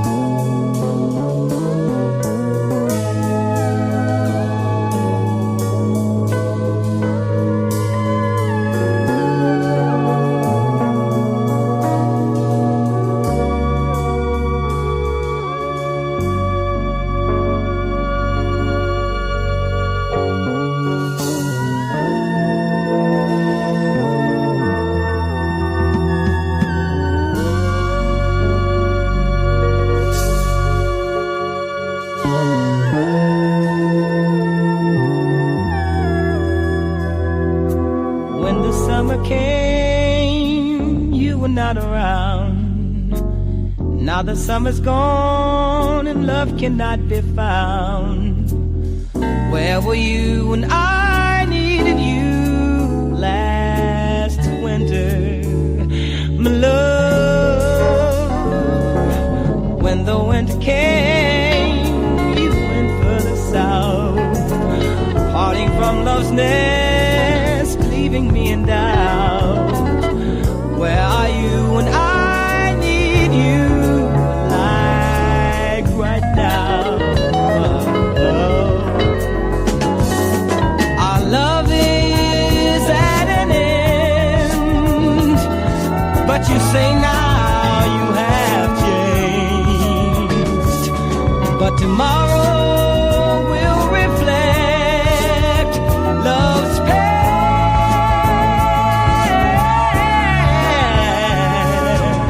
When the winter came, you were not around. Through the bitter winds, love could not be found. Where were you when I needed you last winter, my love?